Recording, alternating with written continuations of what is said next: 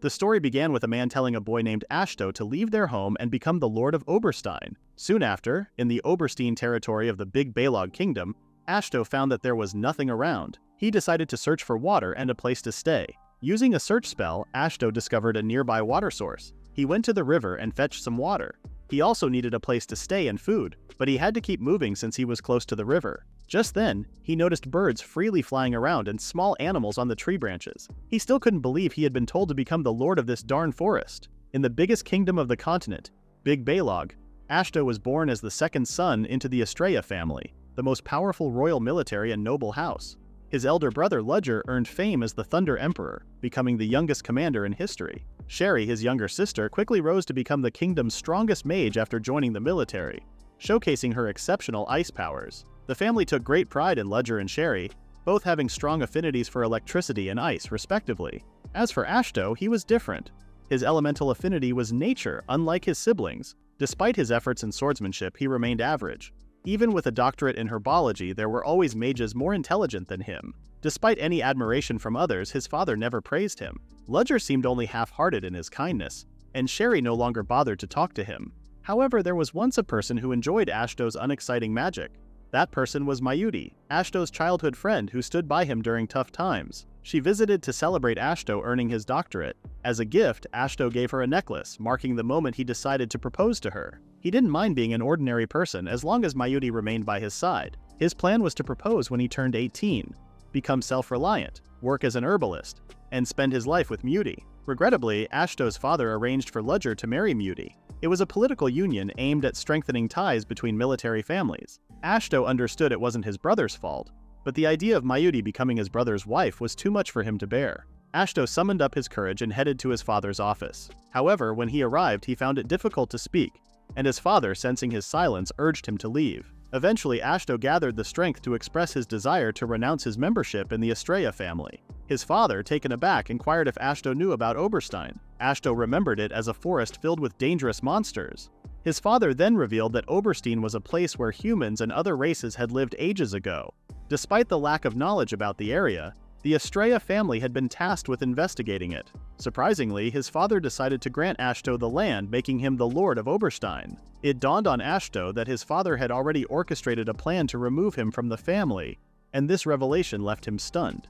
And that's how he found our protagonist in the middle of the forest. He chose not to dwell on the past, so he brought his tools to tidy up the area and try some farming. While walking, he discovered a large tree and decided to make it his base. Ashto then chanted a magic spell, and nearby roots began to move. What he created was a tree man. It opened its eyes and looked adorable. Ashto named it Wood. Wood smiled and started running around Ashto. Ashto then decided to gather some lumber to build a house. However, he didn't have enough hands and he wasn't sure what kind of lumber to use. Just then, Wood tugged at his coat and pointed in a certain direction. Ashto was amazed to find a Phoeba tree and wondered if Wood had understood him earlier. Wood simply responded with a smile. Ashto pumped himself up and used magic to cut down the tree. He understood that he needed a considerable amount of mana to tackle such a sturdy tree. He questioned how long his mana would hold out. The loud thud sounds persisted until Ashto depleted his mana entirely. Unlike Sherry, he lacked a mana recovery skill. To replenish his energy, he chose to sleep and requested Wood to keep an eye on him. Wood, concerned, expressed worry, but Ashto assured him it was just fatigue. Gradually, Ashto closed his eyes and slipped into unconsciousness, while Wood dutifully remained by his side as instructed. Not long after, Ashto woke up and heard a big noise. He looked around and saw Wood carrying a log. Wood stacked the logs and sighed. Ashto was amazed by Wood. Ashto realized he wasn't alone and picked up Wood. They spent their days cleaning the area. It didn't take Ashto long to notice he cut down too many trees. He had enough logs to build 10 houses already. Ashto then told Wood to stop cutting trees and build a house instead.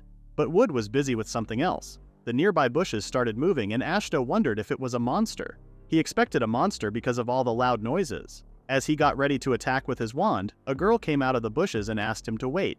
She said she wasn't hostile at all. Ashto was surprised to see an elf. Elmina, the High Elf, introduced herself to Ashto. Then Ashto introduced himself as the new lord of the land. Elmina wondered if he was from the kingdom and Ashto confirmed it. She mentioned that she had checked the area, thinking a monster was causing the loud noises. As Ashto apologized for the noise, he suddenly realized that Elmina was a High Elf. An upper-class elf was casually wandering in the forest. Elmina explained that their village was nearby. Ashto was surprised to see a High Elf in the forest. as they were usually associated with upper-class status. Elmina mentioned that their village was nearby, making Ashto think the kingdom would be astonished to learn about High Elves settling in the forest. High Elves were rare, unlike regular elves who often worked as herbologists in the kingdom. While Ashto was fascinated by the idea of High Elves in the forest, Elmina revealed her reason for leaving. Ashto inquired, and Elmina began to fidget. She confessed to drinking all of the village elders' secret stash of alcohol, leading to her exile for 1,000 years. Elmina shared more details until she realized she might have revealed too much. Ashto felt disappointed after learning about Elmina's misadventure as a high elf. Elmina had changed the topic and wondered if Ashto would be okay alone in building a house. She said she was good with winds and knew a lot of things. Ashto thought for a while and ended up agreeing to her help because he knew Elmina would be disappointed if he said no. However, Elmina only wanted a place to stay after being exiled. The two then formally introduced themselves. The land reclamation continued, and after a few days they had made good progress. Ashto found Elmina helpful and planned to use her for other tasks that weren't related to construction. Elmina asked him what to do next, and Ashto explained that he needed some farm fields and a waterway to be self-sufficient. He also wanted a water reservoir connected to the river and asked Elmina for her help. Excitedly, Elmina started digging out the nearby soil, and Ashto was amazed by her magical abilities. Even though Ashto knew about farming and building, his main challenge was the lack of people. He was also running out of food. His stress faded away when he saw Wood's cute appearance, and he hoped to find skilled craftsmen. Before long, Ashto heard Elmina asking for help. Curious about what was happening, he was surprised to find heavily injured dwarves. Rushing to them, the dwarf in front requested medicine since they were attacked by a stray monster. Ashto invited them to his place and asked Elmina to fetch some water. In a treehouse, Ashto examined the wounds and planned to clean them thoroughly, hoping there was no poison. He explained that he was an herbologist. When the dwarf questioned why a human herbologist was in the deep forest, the query was ignored as Elmina arrived with clean water. Ashto assured them he would save everyone. Over the next few hours, he attended to the dwarves, starting with the severely injured and progressing to the lightly injured. After treating the dwarves, Ashto was thanked by August, who was currently leading the group. Ashto suggested they take a week to rest, relieved that everyone was okay. Curious, he asked for their names, and August introduced himself. August went on to recount their journey across Oberstein. They were searching for ores when they were unexpectedly attacked by a monster.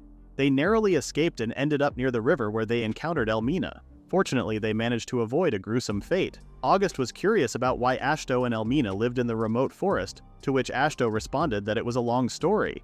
Of course, we are skipping it, and August couldn't believe someone so young had been through tough times.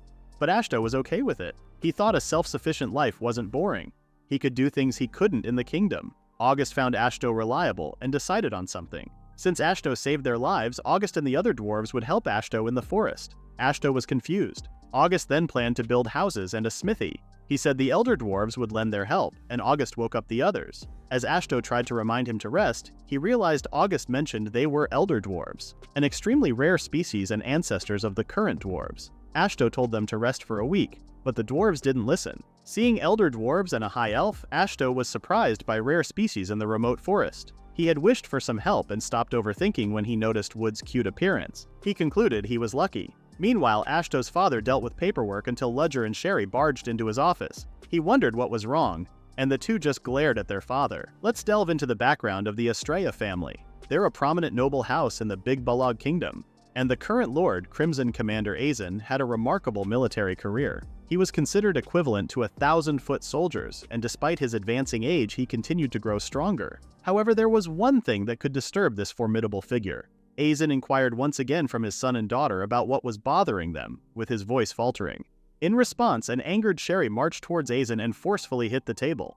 Ludger, also furious, demanded an explanation for why Ashto had been expelled from the family.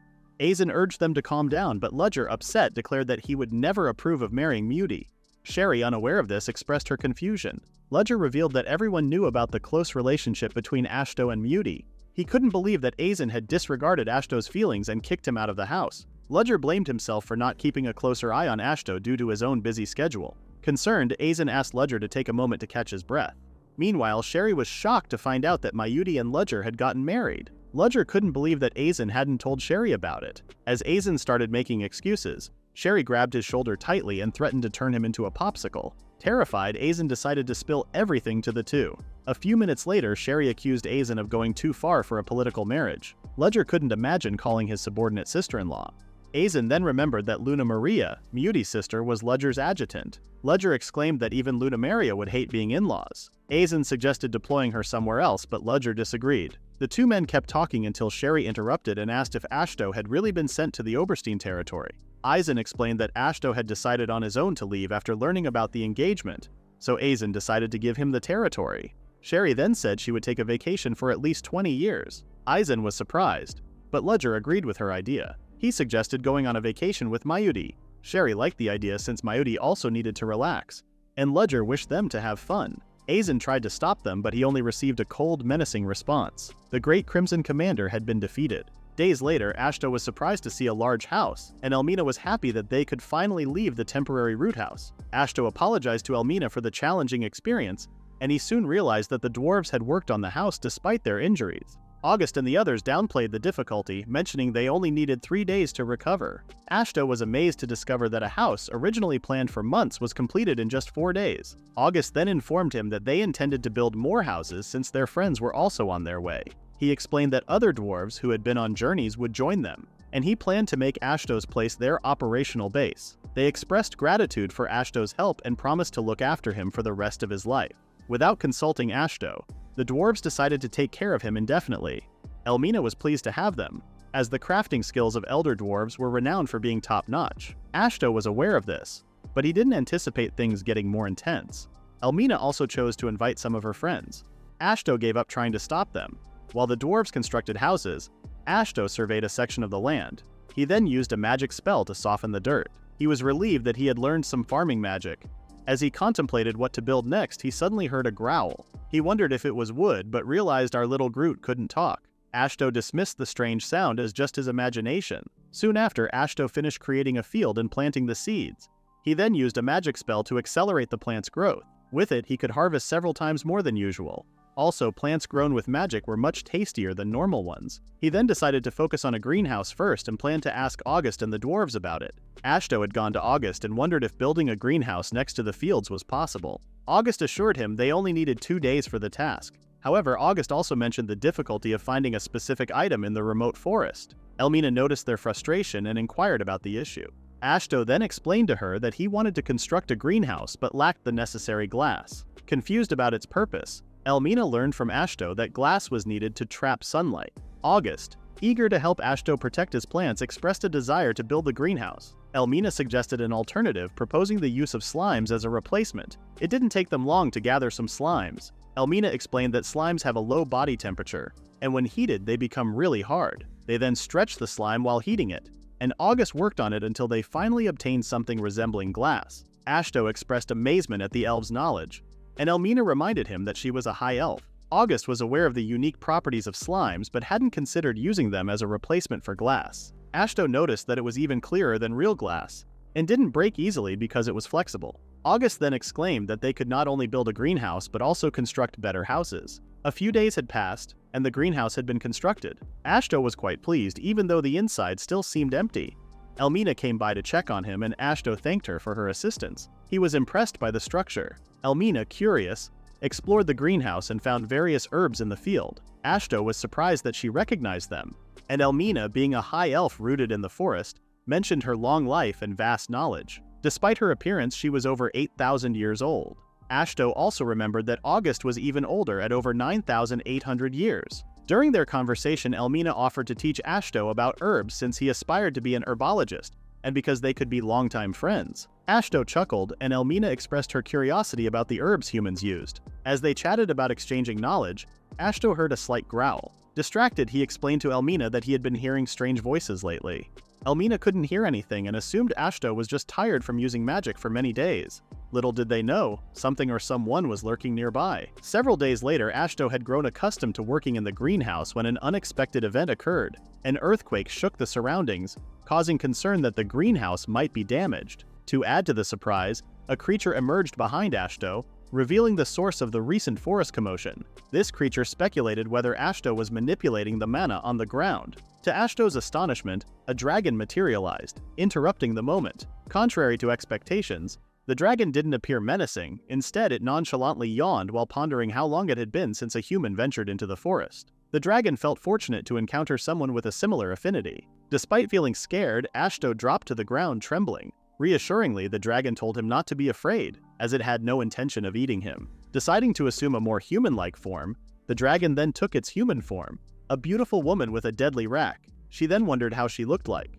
Ashto won't answer, so I will. You are beautiful, mommy. Woof woof, bark bark. The dragon clarified that she only wanted to have a conversation and offered assistance to help Ashto stand. Expressing a sudden craving for tea, she left Ashto confused. Ashto had introduced the dragon to the others, and Elmina was surprised to learn that the dragon was the legendary emerald dragon Murcielago. The dragon confirmed this and suggested they call her Shella instead. The High Elf and Elder Dwarf were amazed to encounter someone so rare, but Ashto pointed out that it was even more extraordinary than rare.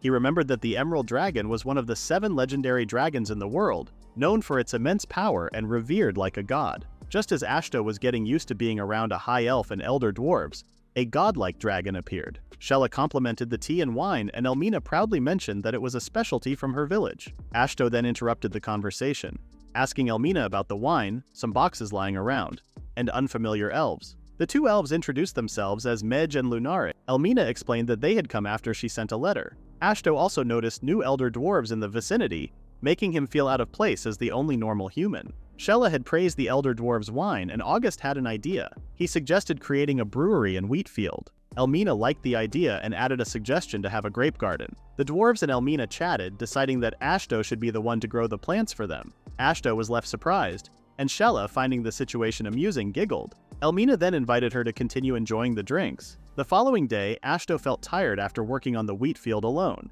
He was grateful that others were building houses and getting food. He also noticed a significant increase in his mana since he came to the forest. Just then, Shella appeared, asking what Ashto was up to.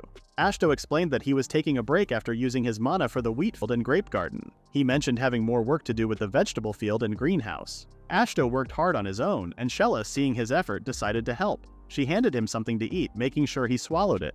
It seemed a bit weird. Ashto felt uncomfortable, wishing it was someone else. Shella then asked how Ashto was doing, and he suddenly felt lighter. She explained that her blessing would ensure he never had to worry about running out of mana, and his magic would get stronger. She said they were compatible because they both had a strong connection to nature. While Ashto looked confused, Wood started to tremble and grew in size. Surprisingly, Wood began talking, saying, I am Wood. Ashto was surprised and found it amazing. Shella explained that Wood grew because Ashto's magic had also grown.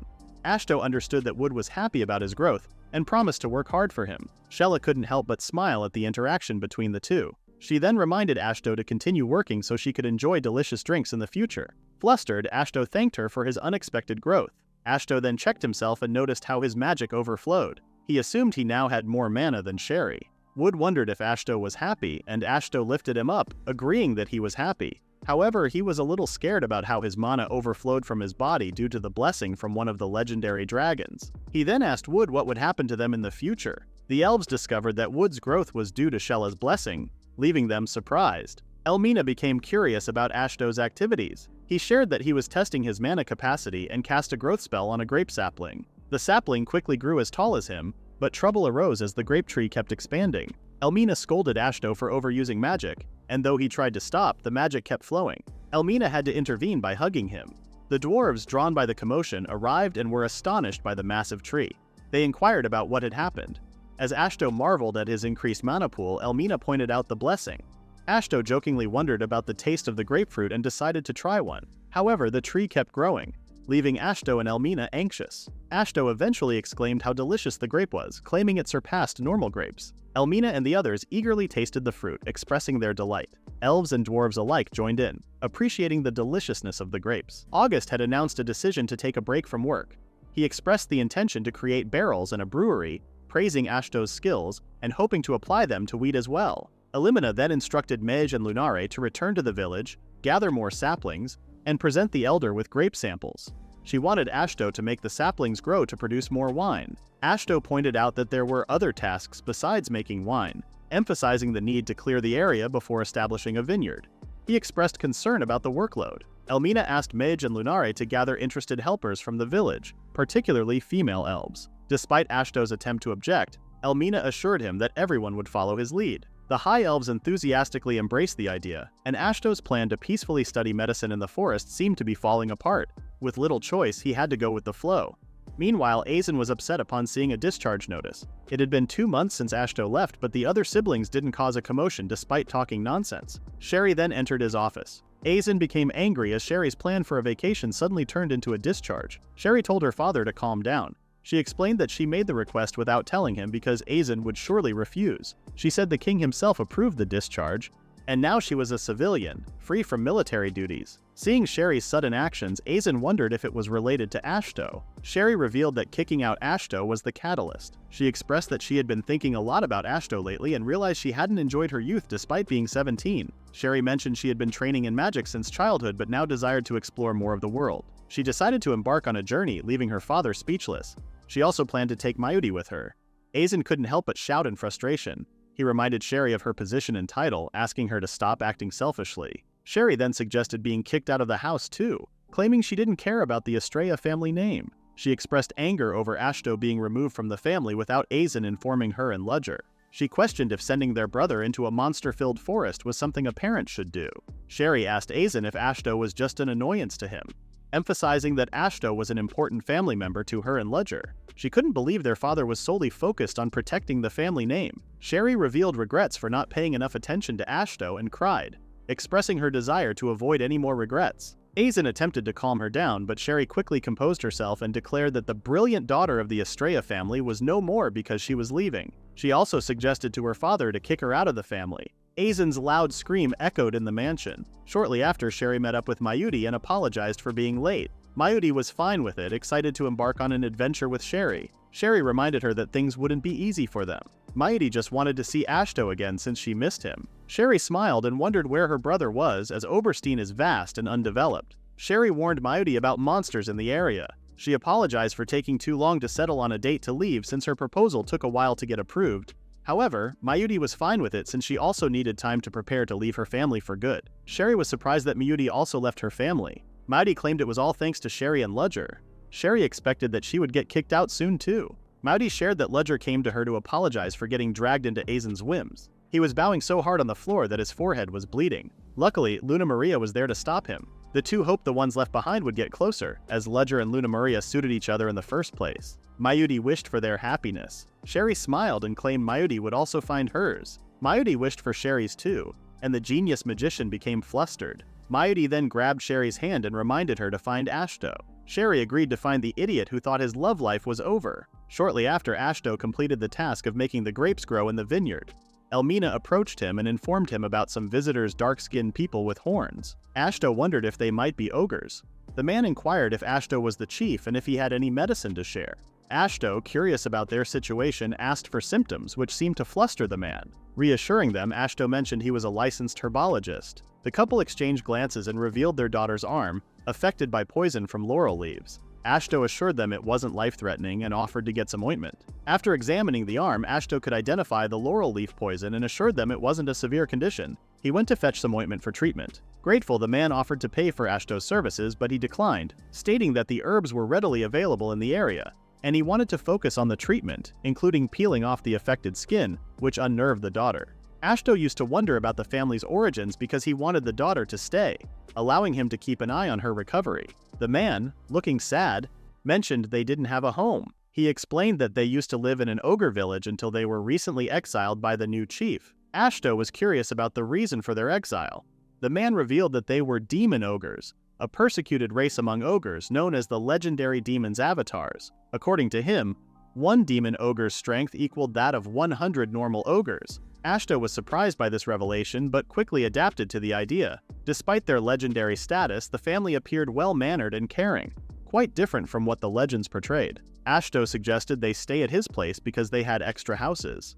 The man remembered rumors about their unique race and worried about scaring others. Ashto reassured him, mentioning they already had High Elves and Elder Dwarves in the area. The man was surprised to learn that Elmina, who escorted them, was a High Elf. Ashto confirmed that the ones building houses outside were High Dwarves. The ogre assumed Ashto was something legendary, but Ashto admitted he was just a regular human, breaking the tension. The couple found Ashto's village amazing for housing legendary races, but in Ashto's eyes, the demon ogre family was even more legendary. So the demon ogre family had moved into one of the houses that August had built. The family consisted of Balgildo, Armo, Norma, and Shinha. During a hunt, Elmina was shocked to learn that Balgildo and Armo were siblings. Oh, siblings marrying? Sweet home, Alabama. Balgildo explained that it was normal for them to marry within the family because their race valued strength above all. According to him, children born within their blood would grow into strong, sturdy adults. Jigachad casually explained this while hunting a huge snake monster. Balgildo and Elmina managed to defeat the snake monster and brought it back home. August and Ashto wondered how long the meat from the huge snake would last for them. Balgildo was confused because it was normal for their race to hunt such monstrosities. Ashto couldn't say anything, and August announced the start of a feast. Since then, Balgildo always hunted and provided spoils every day. They had so much food that they had to build a storage room. Ashto was glad that the ogre demon family came, and the settlement was able to eat meat, not just vegetables. Just when Ashto felt happy that their lives were getting better, Elmina came over and exclaimed that the grapes he grew were a hit in their village, and some grape farmers would come over. She wanted to build more vineyards to grow different kinds of grapes. However, Ashto was unimpressed since he would be forced to use his magic again to grow the grape plants. He claimed he was happy seeing how the plants grew well and fast, but didn't want to use his magic to disrupt the natural order. Elmina whined as their plan was already in motion, but Ashto only wanted to help for the bare minimum. Elmina reminded Ashto that he used to be the lord of the land and should make an effort for the residents. Ashto then realized something. Did the races living in the land know that his family owned the territory? Elmina mentioned that at least their High Elves village recognized the presence of a human kingdom nearby. However, she pointed out that the forest originally didn't belong to anyone, and Ashto was the first one to settle in. In her eyes, the land belonged to Ashto and they needed his permission for everything they did on the land. In the end, Elmina still asked for permission to build more vineyards. Ashto gave in and agreed, but promised to use the growth spell at the bare minimum. Elmina was happy and relied on Ashto to grow the plants while they built the brewery. She also reminded him that about 10 grape farmers were coming and then left for work. Ashto had been surprised when he suddenly heard about new people arriving. He could only sigh at the news. Shella mentioned how lively Elmina had been, praising her for being a good girl. Ashto agreed and fell silent, only to realize that Shella had entered without him noticing. Shella expressed her liking for Ashto's declaration not to use magic that goes against the natural order. She was pleased that he cared about nature. Curious about the blessing, Ashto asked Shella, but she playfully requested him to drop the formality first. After some teasing, Ashto agreed. Shella assured him not to worry about the blessing she gave him, explaining that they were mentally connected and his magic was being channeled to her. She clarified that his magic wouldn't harm the land or plants, but it was a pleasurable experience for her. Shella, having been pent up for a while, expressed relief that her tension was being released with Ashto's help. She continued to tease him until he backed off, claiming it was all in good fun. Before leaving, Shella encouraged Ashto to use her magic however he wished, and wished him luck. Ashto was left flustered and overwhelmed by the dragon mommy. Shortly after, Ashto attended to Norma's injured arm. Norma expressed her gratitude, hugging Ashto, while Armo thanked him for helping her daughter. Elmina approached and informed Ashto that Mej and Lunare had just returned from the High Elves village, but she mentioned they encountered some problems, leaving Ashto perplexed. Outdoors, Mej greeted Ashto and eagerly shared her excitement about the saplings she had brought back, and her anticipation of enjoying fine wine. However, Ashto seemed preoccupied and was ominously approaching Mej. Although he heard about recruiting more High Elves, he couldn't fathom who the beastfolk in maid outfits were. A representative approached Ashto, claiming that Mej had informed them he would be their new master. 50 beastfolk from the Silver Cat clan were set to work in Ashto's settlement, serving him as their lord. Ashto found himself in a state of confusion, and all the Silver Cats bowed before him. Mej had explained that the people from the Silver Cat clan belong to a rare race that becomes 100 times stronger than a normal feline clan when they have a human to serve. Without a master, they could only use a fraction of their powers, making them weaker than even the feeblest feline clan. If their master died, they would become mentally exhausted, making them vulnerable to other beastfolk and monsters.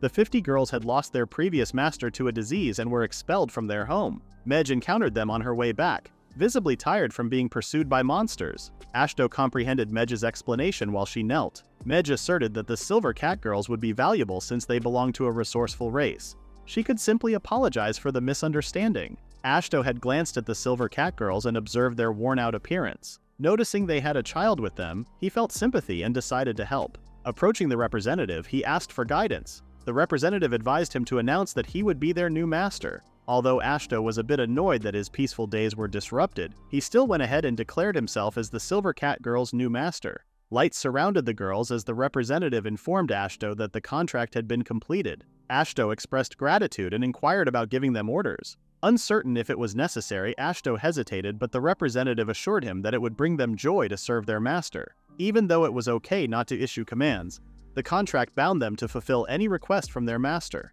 Understanding the terms, Ashto instructed the girls to clean themselves, eat well, and rest. He then assigned Elmina to assist the girls. Given the thriving vineyard, Ashto urged Mej to work even harder. The day continued with elves helping beastfolk with hygiene, and Balgildo arrived with some meat. The Silver Cat girls appeared rejuvenated after cleaning up and having a good meal. 3 days earlier, Ashto had been surprised to see a lot of houses already built. August had praised the Silver Cat girls for completing all the tasks, along with the crafting skills of the Elder Dwarves. Ashto's settlement now had 10 Elder Dwarves, 18 High Elves, 4 Ogre Demons, and 50 Silver Cats. With this number, the settlement had suddenly transformed into a real village, but there was more to come. August informed him that 14 more friends were on their way. Despite the additional help, Ashto felt stressed because there was still work to be done on the winery, more farm fields, and the smithy. August reassured him that the Silver Cat's presence had sped things up. Ashto agreed that progress had been faster since the workload was divided, but he sensed that the Elder Dwarves were considering making the place their permanent home. At that moment, a woman named Aishra approached Ashto, claiming to come from a family of grape growers. Ashto assumed she was someone intellectual due to her appearance. Suddenly, Aishra asked Ashto to expand the vineyard area by about 20 times, revealing a more assertive side to her nature. As the village grew, Ashto's life changed too. Mua, the youngest Silver Cat, used to wake him up every day. Silmeria, the leader of the Silver Cats, was always the one to greet him outside his room. Both Silmeria and Mua lived in his house to help with work. Ashto initially refused, but seeing the Silver Cat sad, he eventually agreed. All 50 of them actually wanted to personally care for him, but Silmeria became their representative. Because Mua was so attached to Silmeria, she ended up living under the same roof as well. Ashto had sat down to have breakfast and asked the girls to join him. Silmeria, considering themselves as mere servants, declined the offer. Ashto insisted, mentioning that eating together would be quicker and it would be more efficient to wash dishes afterward. When Mua's stomach growled, Ashto used it as another reason for them to eat together. Silmeria sighed but eventually sat down quietly. Ashto informed them that this would be the new routine from that day onward. While watching Mua eat, Ashto reminisced about his neighbor's cat that Miyuti used to take care of. He thought that Miyuti might also like Mua if she was around. However, he had already given up on the idea of meeting her again.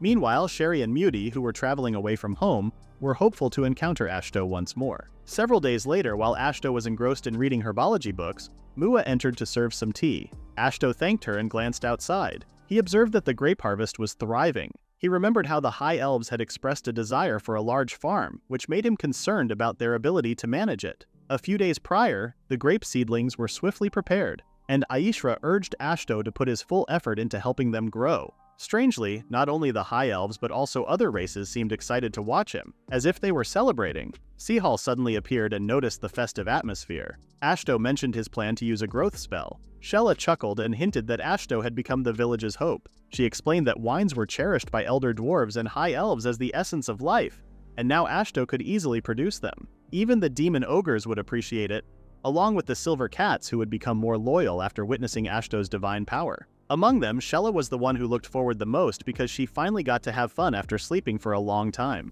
Ashto just laughed and wondered what would happen to him. Shella said Ashto would live the most splendid, happy days of his life. She told him to hold everyone's hope close to his heart. After leaving him alone, Ashto couldn't help but agree to her words. He was someone who had disappointed his parents, suffered from the loss of his love, but in the end, some people placed their hopes on him, and every day became enjoyable for him. However, he realized his current situation was unique. Despite that, he continued to do what he needed to do. Ashto used the growth spell, and everyone got excited watching him and the plants grow. Ashto wished for his childhood sweetheart's happiness and swore to live his life in his territory. Shortly after, Ashto finally found some time to resume his herbology studies. Wondering if reading could be enjoyable, Mua, a child, was suggested by Ashto to give it a try. However, Mua, being a kid, preferred playing outdoors. It was at that moment Ashto noticed that the tea they had was more like warm water. Regretting not paying attention to drinks other than wine, he could already imagine Shella requesting green tea. With some books about tea trees and his search magic to find them, Ashto invited Mua for a stroll in the nearby woods. Later on, Ashto realized that the woods were completely isolated from human activity. As he scanned the surroundings, he discovered Mua hanging on a tree branch engaged in playful antics. Concerned, Ashto urged her to come down. Mua casually let go, causing Ashto even more worry. However, to Ashto's relief, Mua skillfully spun and landed on her feet without any trouble. Once again, Ashto acknowledged the athletic abilities of the silver cats. He advised Mua to avoid attempting such risky stunts. At that moment, Ashto noticed Wood and wondered what might be bothering him. Wood was casually munching on some leaves, surprising Ashto, who believed Wood only absorbed nutrients through his roots. Ashto then saw the bushy leaves behind Wood and realized they were tea leaves. Mua and Wood cheered for him. Ashto decided to bring the whole plant back. He softened the ground with magic and lifted it up. The kids were amazed, and Ashto just chuckled. He covered the soil housing the plant with cloth and managed to carry it on his back. Wood offered help, but Ashto declined, later regretting not asking Balgildo to join him. They arrived at the greenhouse, and Ashto was exhausted. The kids praised him once again, calling him amazing. Ashto couldn't believe he had exerted so much effort for a plant. Mua then asked where to plant it. Ashto told her to plant it next to the vineyard, and Mua casually picked up the heavy plant, walking away with Wood following her. Ashto couldn't help but sigh. In a checkpoint, two hooded figures managed to pass through. It turned out to be Sherry and Mayuri. Sherry complained about how huge Oberstein was and how there were checkpoints everywhere. However, they were now at the starting line, about to meet Ashto. Sherry was confident that her brother would be fine, and the two entered the thick forest. Oberstein used to be a known underdeveloped area, and no one knew what was there because of the dangerous monsters. It didn't take long for Sherry and Mayuri to encounter a monster, a huge snake. Sherry tried to protect Mayuri and ended up getting hit by the snake's tail. She groaned in pain, unable to believe that the area was more perilous than expected. Sherry urged Mayuri to run away, but Mayuri was too scared to move. The snake then targeted her, but Sherry once again blocked its attack. While telling Mayuri to pull herself together, Sherry started to wobble. Mayuri became confused and wondered what was wrong. It was then that she realized Sherry had been poisoned, as the snake crept up behind her for another attack. Mayuri and Sherry were saved when the snake was cut in half. Mayuri glanced back and saw the demon ogre family. Balgildo seemed puzzled to encounter humans, and Shinha noticed one of them was injured. Mayuri recognized their ogre-like features, though they appeared larger than she had heard. Balgildo then inquired if the snake had poisoned Sherry and asked if Mayuri could neutralize it. When Mayuri shook her head, Balgildo suggested they go to their village because their chief was a skilled herbologist. He then asked Armo and Norma to carry Mayuri and Sherry since they were women. Shinha was told to carry the snake's head. Armo reassured Mayuri, saying they would be fine, and Norma easily carried Sherry. Everyone hurried back to the village, and Mayuri was surprised to find a village with elves, dwarves, and silver cats. Armo led them to the chief's house, and Norma assured them that Sherry would be okay. Mayuri pictured the village chief as an elderly elf or beast folk. Little did she know it was actually her sweetheart. Norma burst into the house, saying someone had been hurt. Silmeria scolded her for not knocking, and Norma said sorry, then went to find their chief. Silmeria said the chief was in the greenhouse and wondered who was hurt. Armo came in carrying Sherry, and Silmeria told them to take her to the examination room. Norma went to get the chief. In another room, Sherry sweated and groaned from pain, making Mayuri worried. She told Silmeria that Sherry was poisoned by a snake. Silmeria said they might need the snake to make medicine. Norma said she'd ask her husband to bring back the snake's remains. At that moment, Norma came back with their leader, who was advising her not to pull him so hard. Mayuri easily recognized the familiar voice. She checked the entrance, and the two friends finally reunited. Announcement: the ship kept sailing. On board, everyone. Surprised, Ashto wondered why Mayuri was in his village, but quickly noticed the unconscious Sherry lying on the bed. Mayuri confirmed they had been attacked by a poisonous snake. Silmeria mentioned that Armo would return with the snake's remains, and Ashto asked Silmeria to get some hot water ready. Ashto had numerous questions in his mind, but he knew he had to prioritize saving his sister first. With Silmeria's help, Ashto took care of Sherry gently. After some treatment, he assured Sherry would recover soon. Ashto then asked Silmeria to prepare a room for Mayuri, and the maid left them. Ashto and Mayuri sat quietly for a moment until they realized time had passed. Awkward silence filled the room again. Ashto then inquired why they had come to Oberstein, and Mayuri said it was obviously to find him. Ashto was surprised and recalled something about Mayuri. Mayuri explained that she wouldn't marry Ludger, and both Sherry and Ludger helped to end the engagement since Ludger was also against it from the beginning. She mentioned Luna, Ludger, and Sherry's support in reaching Oberstein. Ashto asked if it truly was to find him, and Mayuri confirmed, but suddenly seemed disappointed for being late. She hadn't expected to find Ashto living with a beautiful woman like Silmeria. Feeling there was no longer a place for her to enter Ashto's life, Ashto became flustered and clarified that Silmeria was his housekeeper. Mayuri questioned if he was telling the truth, and Ashto affirmed that he didn't have a lover. The two fell silent again and kept exchanging smiles and glances. Mayuri then wondered about Ashto's life in Oberstein, and he mentioned it would be a long story. Mayuri expressed interest in hearing it, as she had much to share with him too. Shortly after, Mayuri had dozed off on a couch, and Ashto grinned while watching her sleep. Sherry woke up and Ashto advised her to be careful not to move too much. Sherry questioned if she was really seeing Ashto, to which he confirmed that he was indeed her big brother. Overwhelmed, Sherry burst into tears and embraced Ashto. He reassured her that Mayuri was also okay and offered her some tea, taking a moment to explain their current location. Sherry was taken aback to learn that Ashto had become the chief of the place. Ashto inquired about their plans, and Sherry excitedly shared that they intended to live with him since she had been estranged from the family. Ashto pondered if Miyuti was comfortable with the idea, and Miyuti agreed, expressing a desire to be together forever. This confession left Ashto flustered. At that moment, Mua approached, bringing tea, and Sherry was pleasantly surprised by the adorable silver cat. Ashto then informed them that Mua was in training to be a housekeeper. The two girls introduced themselves, and Sherry, taken by Mua's cuteness, asked her to come closer. She hugged Mua tightly and even requested a follow-up from her brother. Sherry continued to pet Mua until she realized it was time to serve the tea. However, due to her training, Mua's tea-serving skills were a bit chaotic.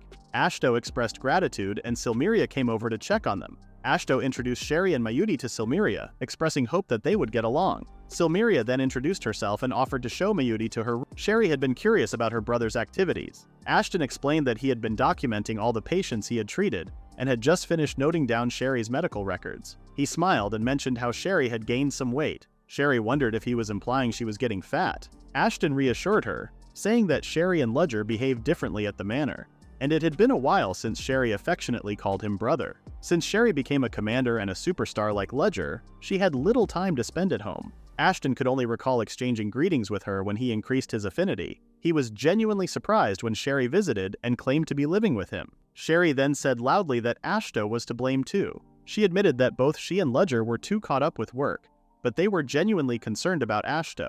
Ashto was surprised because there had always been a distance between them, and they never showed any dislike or hostility. He remembered dedicating himself to his studies to gain recognition from the family after discovering his affinity. Ashto was that he was the one creating distance between himself and his siblings. Sherry wondered if Ashto had just realized it. Ashto couldn't help but apologize, and Sherry called him an idiot for still not understanding despite leaving home. They ended up giving each other a tight hug, leaving Sia and Miyuri feeling relieved. 3 days later, Sherry had fully recovered and looked well. Their stomachs were fine too. Ashto asked if Sherry felt anything strange, but she insisted that she was fine. She didn't want to stay in bed forever and expressed a desire to explore the village. She mentioned that she also wanted to thank the ogre family. Later in the ogre family's home, everyone was dismantling a cow, and even the youngest, Shinha, casually cracked the cow's horn with his bare hands. Armo recognized Mayuri and Sherry. Mayuri thanked the family for saving them the other day. Balgildo was glad they were fine. Mayuri thanked him again, but Balgildo turned around without saying anything. Armo apologized, claiming that Balgildo was just shy. Ashto couldn't believe seeing the village's strongest person was blushing. Afterwards, Ashto guided Mayuri and Sherry around. Sherry was surprised to see a vast farm, but Ashto was even more surprised to witness the place expanding. They later encountered Elmina, and Ashto paid to introduce her to them. Elmina felt doubtful, noticing that Sherry and Ashto didn't seem like siblings. Ashto quickly exclaimed that his cute little sister resembled him. Feeling embarrassed, Sherry intervened, stopping the two from arguing further. Sherry then formally introduced herself and Mayuri. Elmina reciprocated, expressing how great it was that the two were joining the village. Mayuri was amazed by Elmina's beauty, but Ashto insisted it was only noticeable when Elmina smiled. Ashto had gone to find August, but the other dwarves informed him that August was out gathering materials. Ashto decided he would introduce the girls to August next time. Sherry was amazed to see legendary races residing in Oberstein. Ashto asked once again if the two really wanted to live in his village. Sherry proudly exclaimed that her ice magic could be helpful, and Mayuri claimed she could make desserts for the village. Ashto was pleased to hear those words and formally welcomed them to his village. Sherry was happy and suggested that Ashto let Mayuri stay in his room. Shortly after, Mayuri strolled down the streets clutching a basket. She bumped into Sherry and the rest, sharing some snacks. She joined them upon learning about the storage expansion, remembering Sherry's request for her ice magic. After the encounter, Mayuri wore a wistful smile. A month had passed since she settled in the village. Mayuri pondered how she could repay the kindness of those who assisted her. Her magical abilities didn't match up to Sherry's, and lacking proper equipment, she couldn't whip up elaborate snacks. At that moment, Mua approached with a cup of tea. Like always, Mua was a bit messy when making tea, but the end result was consistently good. Mayuri expressed gratitude for the tea, though Mua felt down about her slow tea-making skills. Mayuri reassured her, saying she would improve over time. Suddenly, Mua pondered about Mayuri's significance to her master. She remembered how Ashto was anxious before Mayuri and Sherry arrived in the village. Ashto became visibly happy when it was decided that everyone would live together. Mayuri confirmed that Ashto meant a lot to her, and she knew Ashto cared deeply for Sherry and herself. Mua then declared that Mayuri was also important to her, as anyone significant to Ashto held the same importance for her. Mayuri smiled and thanked Mua for the sentiment. Did you think Ashto had a tough time? Mayuri, the second daughter of the Atwhite family, faced similar challenges. She often got compared to her talented and brilliant sister, Luna Maria. People saw her as less competent, much like the second son of the Estrella family. People even remembered how the eldest son of the Estrella family and Luna Maria got along well, thinking that talented kids should be friends. When Mayuri learned about the struggles of the Estrella family's second son, she felt that he had it even harder than her. The two families were close because they shared similar backgrounds. At a party, Luna Maria used to be the center of attention. Mayuri used to sit alone on a bench, hoping the party would end soon. Suddenly he spotted a boy standing nearby. They looked at each other until they realized they were both the second children in their families. This marked the beginning of their friendship. They used to get along well and always hung out together. They used to sneak out with Sherry to play games in the city or go on adventures to the mountains. They led normal lives as children until they turned 15 and discovered their special abilities. Ashto, upon realizing his connection with nature, became deeply absorbed in his studies, rarely leaving the house. Mayuri, on the other hand, found herself with an affinity for explosion magic, a crucial skill in the mage army. Suddenly, her entire family's perception of her changed. They pressured her to excel in magic, wanting her to surpass someone named Sherry, who was already considered powerful. Despite her family's expectations, Mayuri struggled because her magic was designed for harm and destruction. Her family was disappointed that she could only perform simple spells, considering her innate talent. In an effort to make her more valuable, they planned to marry her off to Ledger. Mayuri then woke up from her flashback, realizing she had dreamt of her challenging past. Observing the clear sky without any obstructing buildings, she came to a realization. Leaving Mua, who had just woken up, she hurried away. That night, everyone gathered in an open space. Elmina was curious about what was happening, and Ashto said Mayuri had asked everyone to come outside to see something special. Mayuri appeared and expressed gratitude for their presence, mentioning that it had been a month since she arrived. She wanted to give something back, even though she considered herself not very capable. Mayuri then waved her wand and instructed them to enjoy the view. She shot something up into the sky, and everyone watched as a single magic spell drew a line until it vanished. Moments later, fireworks illuminated the night sky, leaving everyone impressed and amazed. People of all races were delighted to witness something beautiful, resembling flowers blooming in the night sky. Ashto recognized it as Mayuri's spell called Brilliant Fire, an original creation since she couldn't learn offensive magic. Led by August, everyone went to get some drinks to enjoy while marveling at the display. Mayuri asked Ashto about her magic, and he complimented it as beautiful. Bro, why not just call Mayuri beautiful, not just her magic? Another day comes and we see some chicken like Ashto, the chicken who doesn't say his feelings directly. Mayuri visited the barn to collect milk and eggs, expressing gratitude to the elves. In return, the elves were thankful too, enjoying the delicious snacks Mayuri shared. Even Shinha and Norma began requesting different kinds of treats. It had been 2 months since Mayuri and Sherry arrived. Sherry used her ice magic on every home's refrigerator, allowing everyone to store frozen food. The cool drinks she created became a favorite for everyone. Meanwhile, Mayuri consistently baked goods and shared them with all. With Silmeria and Mua, Ashto's house became more vibrant with the addition of Sherry and Mayuri. Initially feeling the house was too big, Ashto now thought it was just perfect. Every day used to be filled with happy smiles, but there was something bothering Ashto.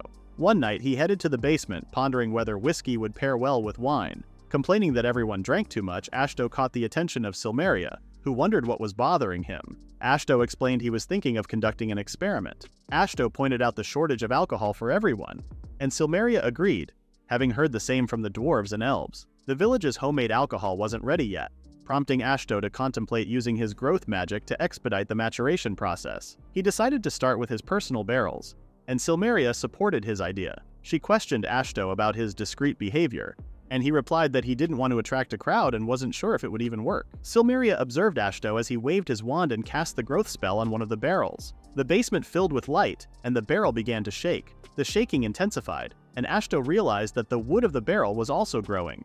After stopping it, they assumed the wine had matured for about 10 years.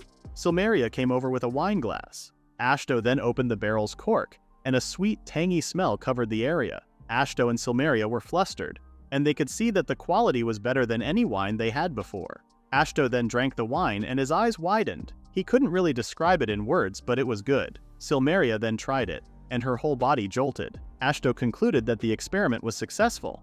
After that, Ashto decided to use the growth spell on all wine stored in the whole village. Elmina was impressed and claimed that she should hurry up with her plans. Ashto wondered what plans, but Elmina kept it as a secret from him. Looks like the dwarves were also getting excited. Several days later, the village had new visitors called the Demon Hounds. Ashto came over to introduce himself along with Balgildo and Sherry as his bodyguards. Sherry claimed the hound dogs should have been extinct a long time ago, and Balgildo confirmed that he hasn't seen them before. The Demon Hound's representative had approached Ashto and requested shelter for his group upon hearing rumors about Ashto's village being a home to various races. He went on to explain that their village had been struck by a plague, leaving only a few survivors who started wandering.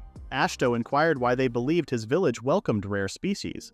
The Demon Hound clarified that there was a rumor about a human gathering rare creatures to build a village and develop the land, and Sherry thought it matched Ashto's village description. Sherry then asked Ashto to allow the Demon Hounds to take refuge in the village. Ashto agreed, emphasizing that they should share responsibilities like everyone else. The Demon Hound proudly mentioned that the men excelled in hunting, while the women were skilled at sewing. After Ashto heard the news, he decided to appoint Balgildo to lead the men, and Sherry to take care of the women. While considering asking the dwarves to build more houses, Ashto spotted a child among the Daon Hounds.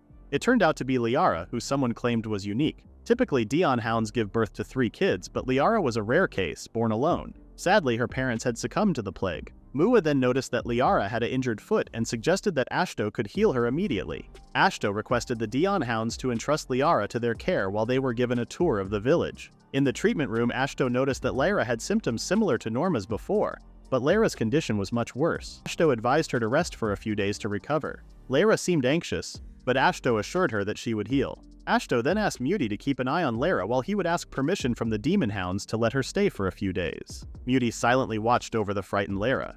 Suddenly, Mua approached Lara and asked about the origin of the Demon Hounds. Madi tried to intervene, but Mua persisted in talking to Lara. Mua shared that she and her mother, who were from outside the forest, had a tough life after their previous master died. However, everything changed for the better when they met Ashto. Mua described how everyone in their group was always smiling and having fun every day. She assured Lara that she would soon experience the same joy. Lara expressed her concern about not having siblings to talk to. Unlike everyone else, Mua suggested that Lara talk to her instead, promising to play with her once she got better. Muti smiled, observing the budding friendship between the two girls. Shortly after, cotton had become a prevalent material in the village for the Demon Hound women to use in fabric workshops. They crafted clothes for the residents, while the Demon Hound men, including Balgildo, participated in hunts. The village, originally centered around a massive tree, started expanding. Ashto was astonished to encounter sheep nearly the size of a house. A Demon Hound explained that these were king sheep, known for producing the best wool. Ashto was pleased to see them, though Balgildo claimed to have brought them back in response to Ashto's request for wool. However, Ashto had not anticipated such monstrous creatures. Balgildo reassured him that the king sheep were trained. Eventually, Ashto approached the elder dwarves and requested the creation of a large ranch to house the king sheep. In the greenhouse, Ashto examined the plants he grew and sensed something missing. He thought about it until he noticed Shella behind him. Shella, seeing Ashto troubled, offered to show him some interesting plants. Though Ashto feared the worst, Shella assured him not to worry and presented 3 types of saplings. She recommended growing them in the greenhouse, assuring Ashto that he'd like them. Before he could ask how to grow them, the mommy dragon disappeared from sight. A few days later, Ashto planted the tall sapling in a separate soil bed, and the 2 smaller ones in a pot. The appearances of the 2 smaller plants seemed eerie to him. The tall one looked normal, but the leaves were unfamiliar. Worried that his growth spell might turn it into something strange, Ashto hesitated. Eventually, curiosity won over fear, and he decided to grow the sapling cautiously. It transformed into a tree with pink flowers, emitting a pleasant fragrance. Ashto enjoyed watching the flowers bloom, and excitedly continued using his magic. Eventually, he realized the plant had fully grown, bearing fruit. As Ashto wondered if the fruits were like peaches, Shella appeared, acting surprised that the sapling was already fully grown. Ashto asked about the tree, and Shella said it was a celestial peach tree. Ashto had some knowledge about it, and Shella confirmed it was the legendary fruit created by mages long ago. Shella got the sapling a long time back when mages were called celestials. She mentioned that the fruits could be turned into delicious wine by soaking them in water overnight. Shella assured Ashto that the fruits were edible as they were, and suggested harvesting them. Ashto then picked some fruits and immediately soaked some in a jar of water. Shella got excited for the next day and suggested they eat the fruits. She told Ashto to cut them like normal fruits and prepare a serving. Shella fed Ashto, but he insisted that Shella should try them first since the sapling came from her. Shella insisted it was Ashto who grew it and practically forced a sliced fruit into his mouth. She asked for his feedback, and Ashto could feel the juicy, sweet nectar filling his mouth. He said it was really good, and Shella was pleased. Shella then revealed that the tree in the greenhouse was the only one of its kind in the world, shocking Ashto. She also suggested feeding Wood with the celestial peach tree's leaves, claiming that something good would happen. Ashto looked at the jar with water and peaches again, imagining everyone happily sipping cups of it. The following day the jars were opened and everyone eagerly looked on. Elmina and August questioned whether the liquid inside was truly wine made from the new peach tree. Ashto took a sip, and his expression said it all. It tasted fantastic. Elmina and August eagerly vied for the next taste. Ashto, pleased with the flavor, shared it with everyone. The women found it easy to enjoy because of its sweetness, but they had to be cautious not to get intoxicated. The representative of the demon hounds then pondered if they could also consume the fruits. Ashto reassured him, encouraging them to harvest and share with their kind. This prompted requests from representatives of High Elves, Elder Dwarves, and Demon Ogres for some fruits as well. In the end, Ashto decided to harvest all of them. Later, Ashto sighed as the fruits were depleted. Wood asked if Ashto desired more celestial peaches. Ashto suggested caution next time as they only had one tree. In response, Wood walked to the field and started doing something. To Ashto's surprise, saplings began sprouting, all celestial peach trees, as Wood found their leaves tasty. Ashto marveled at the tree men's unexpected power. Shella entered and was surprised to find that Wood had duplicated numerous celestial peach trees. She felt proud seeing Wood's growth, and Ashto wondered if it was all because of the magic he borrowed from Shella. Shella giggled, realizing that Ashto was giving away all the fruit. Ashto argued that there was no point in keeping them for himself. Curious about Shella's visit, Ashto asked, and she mentioned checking on the other saplings. Ashto had forgotten about the other two and wondered what they were, but Shella couldn't recall. She assured him they were not poisonous and suggested using his magic to find out. Ashto decided to use his growth magic on the two saplings. They glowed for a while, but nothing happened. Shella smiled, watching Ashto getting flustered. Despite trying again with more magic power and determination, nothing happened for the second time. Ashto questioned if he was not powerful enough, but Shella reassured him. She asked him to look and claimed the plants were growing. Confused, Ashto saw the pots moving even though he had stopped his magic spell. The saplings outgrew and popped out of the pots. Two girls with leaves on their heads appeared, leaving Ashto bewildered. Meanwhile, Miyuti baked a celestial peach pie, and Sherry praised both Miyuti and Silmeria. Miyuti mentioned it was a sudden idea, and Silmeria thought it would be popular with both kids and adults. Lyra and Mua returned home and noticed a delicious smell. Miyuti then told them to wash their hands before eating. Miyuti was happy that they had different ingredients that could be used for various snacks and desserts. Once the kids finished washing their hands and started eating, everyone heard Ashto coming back home. Sherry and Miyuti went to greet him but soon wore surprised expressions. They wondered who the kids clinging to him were. The two kids greeted back with cute smiles. Ashto, just as confused as they were, couldn't say anything yet. A few hours ago, Ashto stared at the plant girls and wondered about them. Shella giggled when she saw his curiosity was piqued. She introduced them as Mandrake and Alraun, considered legendary herbs. Ashto had his doubts about Shella's words, but when he noticed leaves growing from the girls' heads, he began to sense something was off. Suddenly, he realized what they were, and Shella confirmed his suspicions. The leaves on their heads were used to make the legendary remedy, Elixir. Elixirs were known as a cure-all and were created by Genius, one of the legendary dragons known for its wisdom. Currently, only 2 elixirs existed, one in the treasure chambers of Big Baylog Kingdom, and the other in the Kingdom of Dragon Road. The recipe for it was a mystery, and 2 of its ingredients were found growing on the heads of these little girls. Suddenly, Mandrake and Alraun embraced Ashto. Surprised, Ashto turned to Sheila for assistance. Sheila explained that the girls considered him their father because he shared his magic power with them, similar to how trees share wood. Though uneasy with the fatherly title, Ashto was brushed off by Sheila, who continued to explain that the 2 girls could survive on sunlight and water but also ate like regular people. She even suggested feeding them celestial peaches and swiftly departed, leaving Papa Ashto with his newfound kids. Fast forward to the present, Ashto shared the events with the others. Sherry found it hard to believe her brother was now a dad. Trying to shift the conversation, Ashto complimented Miyuti's delicious pie. Sherry then inquired about where the 2 girls would live.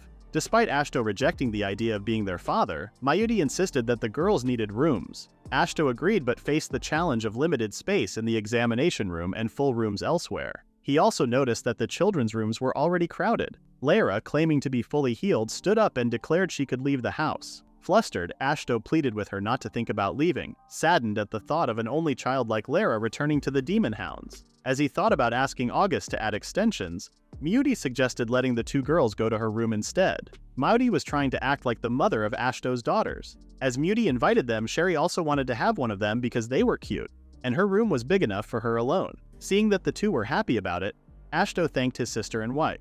It was then decided that Mandrake would stay with Mewdy while Alraun would be with Sherry. Several weeks later, Ashto noticed more houses in the village and elder dwarves. They even got 3 wine cellars and another building whose purpose he didn't know. He left the buildings to the dwarves and decided not to think about it too much since he had more important things to do. In his herbology room, Ashto used to stare at the mandrake and Alraun leaves. He could harvest 1 leaf a day, but he was surprised at how the little girls just snapped them off from their heads. He had imagined them to look mysterious since they were legendary herbs, but they were only normal looking. As Ashto decided to do some research, Shella appeared again out of thin air. As usual, Ashto was surprised and asked Shella to stop scaring him. However, Shella kept doing it since she found Ashto's reactions cute. She could see that he had already gotten the leaves. Ashto expressed his worries about snapping them off, but Shella told him not to worry too much. She wondered where the two went, and Ashto claimed they were playing with Mua and others. Shella got confused, and Ashto claimed that the two were still kids who should hang out with other kids to play. Shella flinched, and Ashto wondered if it was bad. Shella smiled, glad to leave them in his care. Ashto got confused. Shella then claimed that the village was really brimming with life.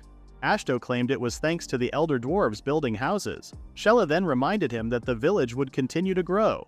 As she asked him to work hard, Shella gave Ashto a sweet peck on his cheeks. While Ashto looked all flustered, Shella left again.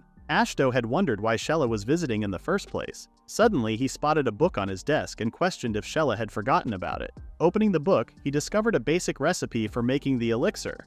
But oh boy, the ingredients seemed like an NBA All-Star team lineup. Ashto sighed, thinking it wasn't simple at all, especially since the ingredients were legendary. Reading further, he gave up on understanding the ancient dragon scale mentioned in the list. Then he realized the book had more to offer. Each page was filled with amazing information, containing recipes and ingredients for various remedies. Ashto felt fortunate to receive such a generous gift from Shella. He continued reading and came across even more bizarre recipes like something that could bring back the dead. The sky got darker and Mewdy entered the room to wake up Ashto. She said it was dinner time and Ashto was surprised at how quickly time had passed. Mewdy smiled and reminded Ashto about his habit of getting absorbed in concentration. Ashto groaned, but Mewdy liked that part about him. She was happy that Ashto hadn't changed, and she was grateful to know that she was now always close enough to call for him. As they shared a sweet moment, Sherry's scolding voice echoed through the house urging them to have dinner. The two quickly went to the dinner area. Shortly after, Ashto discovered the plant kids lounging on the Sheep King's wool, having not found them in the greenhouse. Feeling envious of their cozy spot, he continued his search and noticed that the houses had grown larger. It had been a while since he ventured outside, engrossed in the book left by Shella. Ashto then observed the demon ogre family heading off to work. He greeted them and wondered if they were going hunting. Balgildo confirmed they were checking traps. Ashto belatedly realized Balgildo loomed large beside him. Unlike regular ogres, demon ogres resisted poison and had impenetrable skin against standard blades. Males boasted incredible arm strength, while females possessed powerful leg strength. Due to these abilities, they were known as the Kins of the Demon King, and faced ostracism from others. However, in Ashto's village, the family used to be an important hunting family, and everyone already knew them. Shinha then came out and proudly displayed the axe he had recently inherited from Balgildo. Norma started teasing her brother, but Shinha insisted that Norma was also excited about inheriting Armo's dual knives. The two argued, and Norma suggested that Ashto join their hunt. Armo told his daughter not to bother the mayor. Norma then playfully claimed that mushrooms would grow on Ashto's head since he rarely went outside his house. Ashto felt depressed at the thought of Norma seeing him as a shut-in. Everyone then went out to the forest and Ashto wondered where they were. Balgildo pointed at the trap, but to Ashto's eyes it looked like a massive pitfall that couldn't be called a normal trap. The kids were glad to see something caught and commented on how small it was. Ashto exclaimed that the dead monster was huge enough to swallow a house. He assumed it would take 100 humans to lift the body. Armo then told Shinha to fetch it. Shinha excitedly went down and casually went under the monster. He then pushed it up, making the dead monster fly out of the pitfall. Ashto was left speechless. As Ashto started feeling foolish for getting scared on his own, the demon ogre family began cutting some parts of the dead monster. Ashto got startled when he saw the demon ogres opening the monster's stomach, and he wondered what they were up to. Shinha then explained that they were spreading the blood and smell to attract other monsters for hunting. Ashto then spotted some wolves emerging from the bushes, and Shinha eagerly pulled out his axe. He started hunting the other monsters, and the surprised Ashto could only quietly accept the splattered blood that followed. Balgildo wondered if Ashto was okay. He apologized, mentioning that they didn't intend to frighten their mayor with their method, and he assured Ashto that this type of hunt was normal for them. Ashto had forgotten they were in Oberstein, a place full of monsters where no humans dared to go. Suddenly, Balgildo sensed something and asked who was nearby. Ashto wondered if more monsters were around, but instead a little kid emerged from the bushes. Observing her features, Ashto noticed that the child resembled Balgildo and his family. The kid began to cry, and Ashto in response helped her up, discovering a scraped knee. He applied some ointment and reminded her to let it dry. Ashto couldn't help but wonder if she had become separated from her parents and questioned where they might be. As the girl pointed in a direction, a giant person blocked Ashto's view and stared at him. Ashto couldn't say anything and questioned if he was dreaming. The girl then introduced the giant man as her father and explained how she had fallen and Ashto had helped her. The man continued to stare at Ashto and silently nodded. Realizing that the man wasn't a threat, Ashto asked if they were demon ogres. The man confirmed, and Ashto was surprised at how gentle the giant man's voice was. Ashto asked him to wait and consulted Balgildo for confirmation. Balgildo verified that the man was indeed a demon ogre. Ashto wondered why the man looked anxious, and Balgildo admitted he was nervous because he had never met someone of the same race before. He was just uneasy about meeting new people. Since Balgildo couldn't provide much help, Ashto gathered his courage and informed the demon ogre that he had a village nearby. The man questioned if it was acceptable for a demon ogre to live with humans. Ashto assured him that they even had other legendary races in the village. The man took a moment and mentioned he had a family, to which Ashto agreed to welcome them. Ashto had introduced himself and Balgildo's family. The little girl introduced herself along with her huge father named Diamdo. Ashto found it challenging to get used to the immense quietness of Diamdo. Suddenly, two more demon ogres appeared, Diamdo's son Kirinji and his wife Nima. Ashto then instructed them to follow him to their village. On the way to the village, it was awkward and silent. Ashto tried to break the ice by discussing their assistance in carrying the spoils and the village's wine, but Diamdo responded with short answers. He also attempted to engage Kirinji and Shinha in conversation, but only Shinha replied briefly. The awkwardness made Ashto feel disheartened. Diamdo wondered why Shinha called him mayor, and Ashto confirmed that he had become one. Diamdo realized that Ashto was the person in the rumors gathering rare races. Ashto was curious about the origin of the rumor. Diamdo didn't expect Ashto's village to have demon ogres as well. Ashto then inquired about Diamdo's family, and Diamdo quickly affirmed that they were exiled, just like Balgildo's family. Ashto suggested relocating Diamdo's family to his village since they had plenty of spare houses, and Balgildo's family was already there. Diamdo felt a bit nervous as they had never met other demon ogres before. Ashto advised him to speak normally. Ashto felt happy that Isla seemed friendly. He decided to create a chance for the two families to connect. Ashto brought Isla to Norma and introduced them, encouraging Norma to be friends with Isla. Norma admitted feeling nervous, but Ashto reminded her of how she made friends with Mua and Lyra. Isla then introduced herself, and despite feeling a bit awkward, Norma did the same.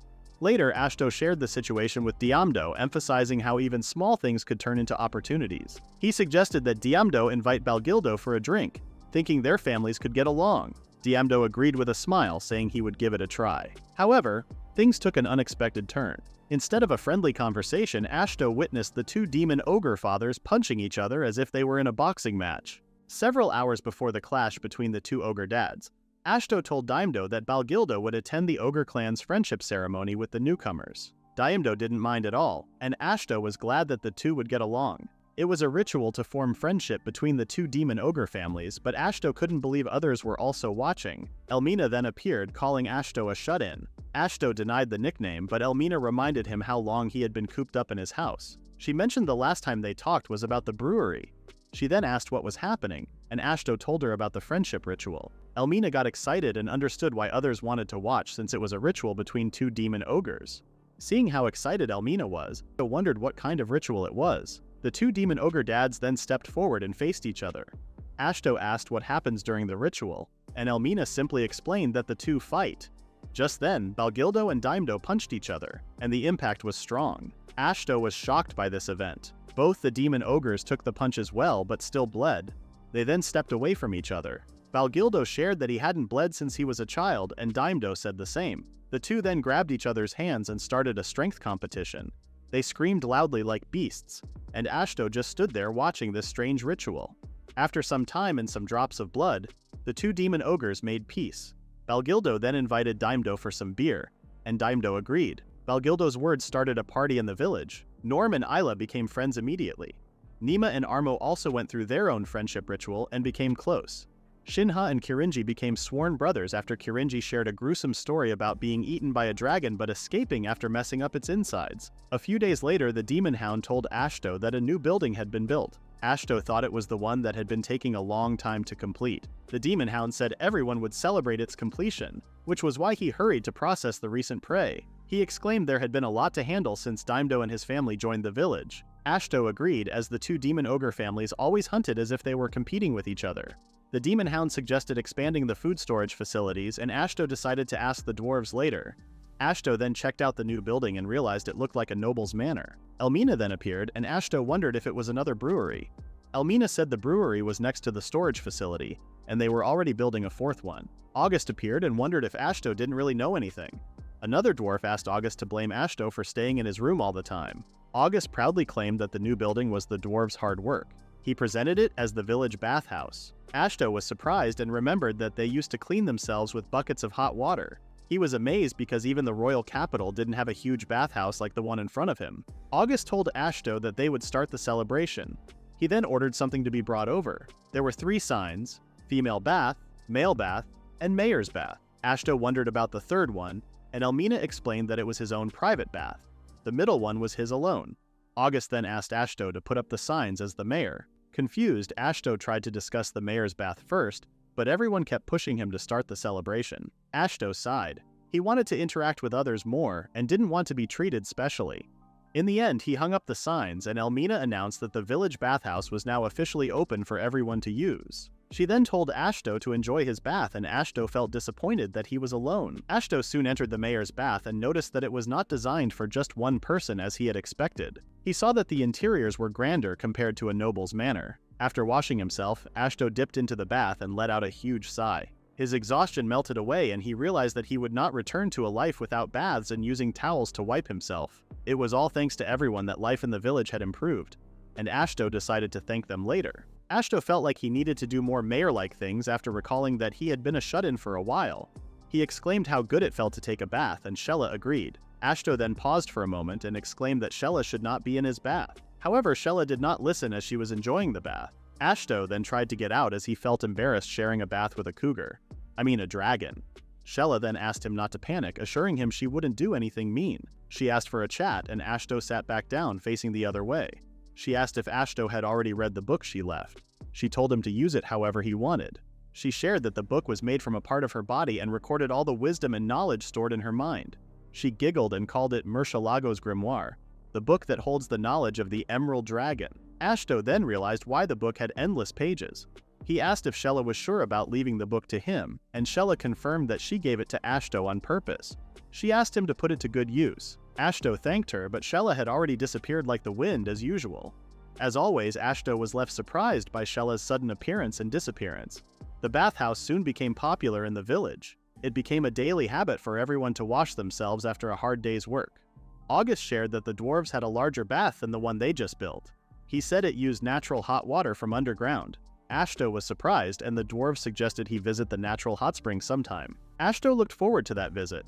The next day, they quickly expanded their fields. Since everyone loved ale after a bath, Ashto asked Wood to grow more hops and wheat. After some preparations, Ashto used his skill to quickly grow the plants. They even built a new storage room for the ale, which turned out bigger than Ashto expected. With Sherry's ice magic, everyone enjoyed freezing cold ale. Elmina was happy that Ashto was being proactive and cooperative for once. Ashto claimed it was thanks to the bath they made and that it would be bad for him to stay indoors all the time. Elmina doubted his words but left Ashto to take a dip in the bath after drinking ale. Ashto corrected her, saying she should bathe before drinking. The baths were a major hit with the villagers. Soon after, Elmina suggested a cultural exchange with the village of High Elves. She said it was about time, but Ashto was surprised by the sudden idea because he knew Elmina had been kicked out of the village after drinking the village chief's secret stash of alcohol. Elmina said she wanted to apologize by sharing some of their alcohol. She also wanted to use the chance to mingle and trade with them. She had been planning it for some time since Ashto's village produced good alcohol, as well as utensils and furniture made by the dwarves. She suggested using those things to trade with other villages and races in the forest.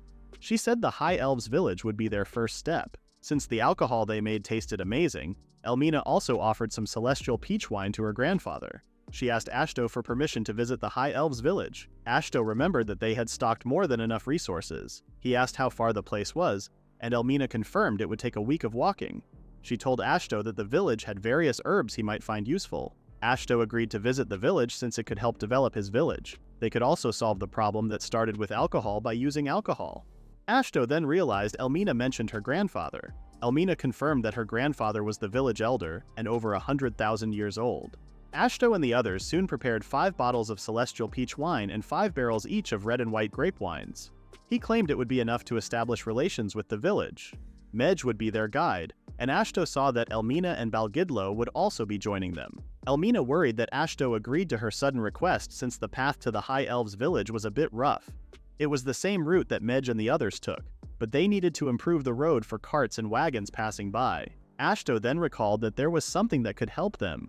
He pulled out Shella's grimoire and was sure he had read a spell that could assist in their current situation. They found the spell called Tree Move, which literally moved the trees to clear a path after asking the trees to do so. Elmina wondered if that would really work, and Ashto claimed it might. Ashto decided to try it out, and as a plant mage, he asked the trees to clear a path for them. The trees' roots then started moving and a path was cleared. Everyone was impressed, and Sherry was proud of her big brother. Ashto claimed he was just as shocked as they were. Now, they didn't have any more issues transporting goods to the elves' village. It was time to get moving, and Ashto asked Balgildo to handle the cart. Instead of pulling it, Balgildo casually lifted the cart and asked his son Shinha to deal with any monsters along the way. Ashto saw that the cart's purpose had just disappeared. The trees continued clearing a path as Ashto used the spell from Shella's grimoire. Sherry called her brother's nature magic amazing since it could do many things. She wondered what their father would say about Ashto's magic. Ashto didn't really care as long as it could help the villagers. Sherry looked proud, seeing him act like a true mayor. Ashto asked her not to tease him further. Sherry then asked to read Shella's grimoire and Ashto gave her permission. Sherry received the book and was amazed to find it was from the Emerald Dragon. However, she began cursing because she couldn't open the grimoire. She used all her strength, but it wouldn't budge. Ashto wondered if Sherry was joking. Sherry then called Shinha to help open the book. Even the strong demon ogre couldn't open it with brute force. This proved Sherry's claim that it wouldn't open.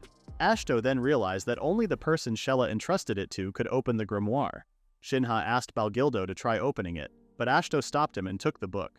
Besides, only the person meant to open the book could read it, as it would appear as blank pages to everyone else. 4 days later, everyone could see the village of the High Elves. Elmina said they needed to ask for permission to enter and told the others to wait.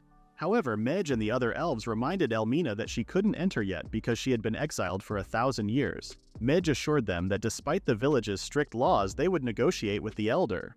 Elmina felt disappointed, and Mej asked Balgildo for the cart since they would carry it with wind magic. Ashto, who was slow to realize something, wondered why they needed 7 High Elves as escorts. Mej and the others greeted the guards on duty and asked for a meeting with their elder.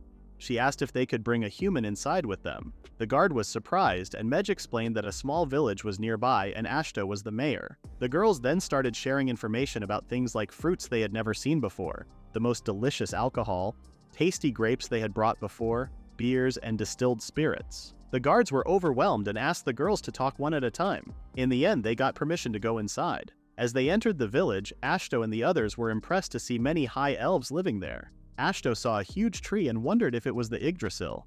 Mej then suggested they greet the village elder first, who was Elmina's grandfather. She believed he would be in a good mood upon receiving the goods in their cart, especially the peach wine. Like Elmina, the village elder loved high-quality beverages. Soon after, they met Elmina's grandfather, who was glad to see the elves return home. Mej and the others greeted him.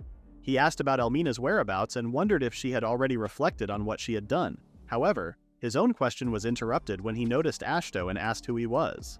Mej introduced Ashto as the mayor of the newly established village where Elmina now lived.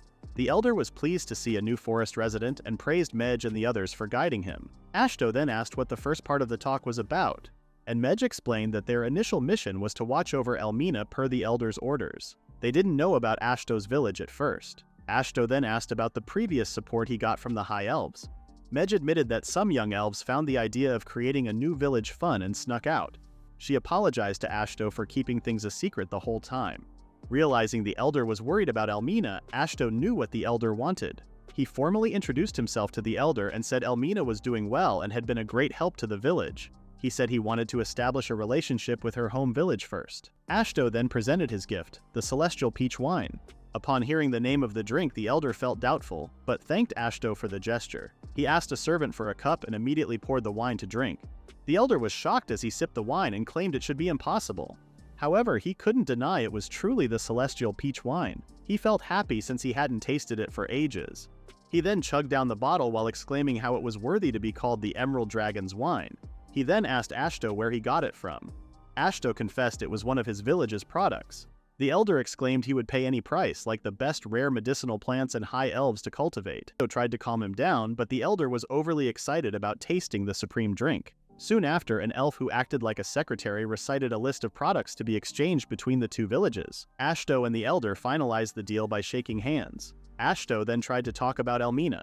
The elder said his granddaughter might be a drunkard and a glutton, but she was a good girl at heart. He hoped she could bring years of happiness as his wife, binding their families together. Ashto tried to thank the elder for his words but was taken aback and asked what the elder meant. The elder told him that Elmina, who was nearly 9,000 years old, should not have any issues with childbearing. Just then, Mej brought over Elmina as the elder requested. Elmina apologized to her grandfather, but the elder was fine since he had better alcohol now, and told her to forget about the punishment. He then asked Elmina to work hard as Ashto's wife. Elmina thanked her grandfather and paused upon hearing the word wife. The elder said Elmina was already at the age to settle down, and his mind would be at peace if she was with Ashto.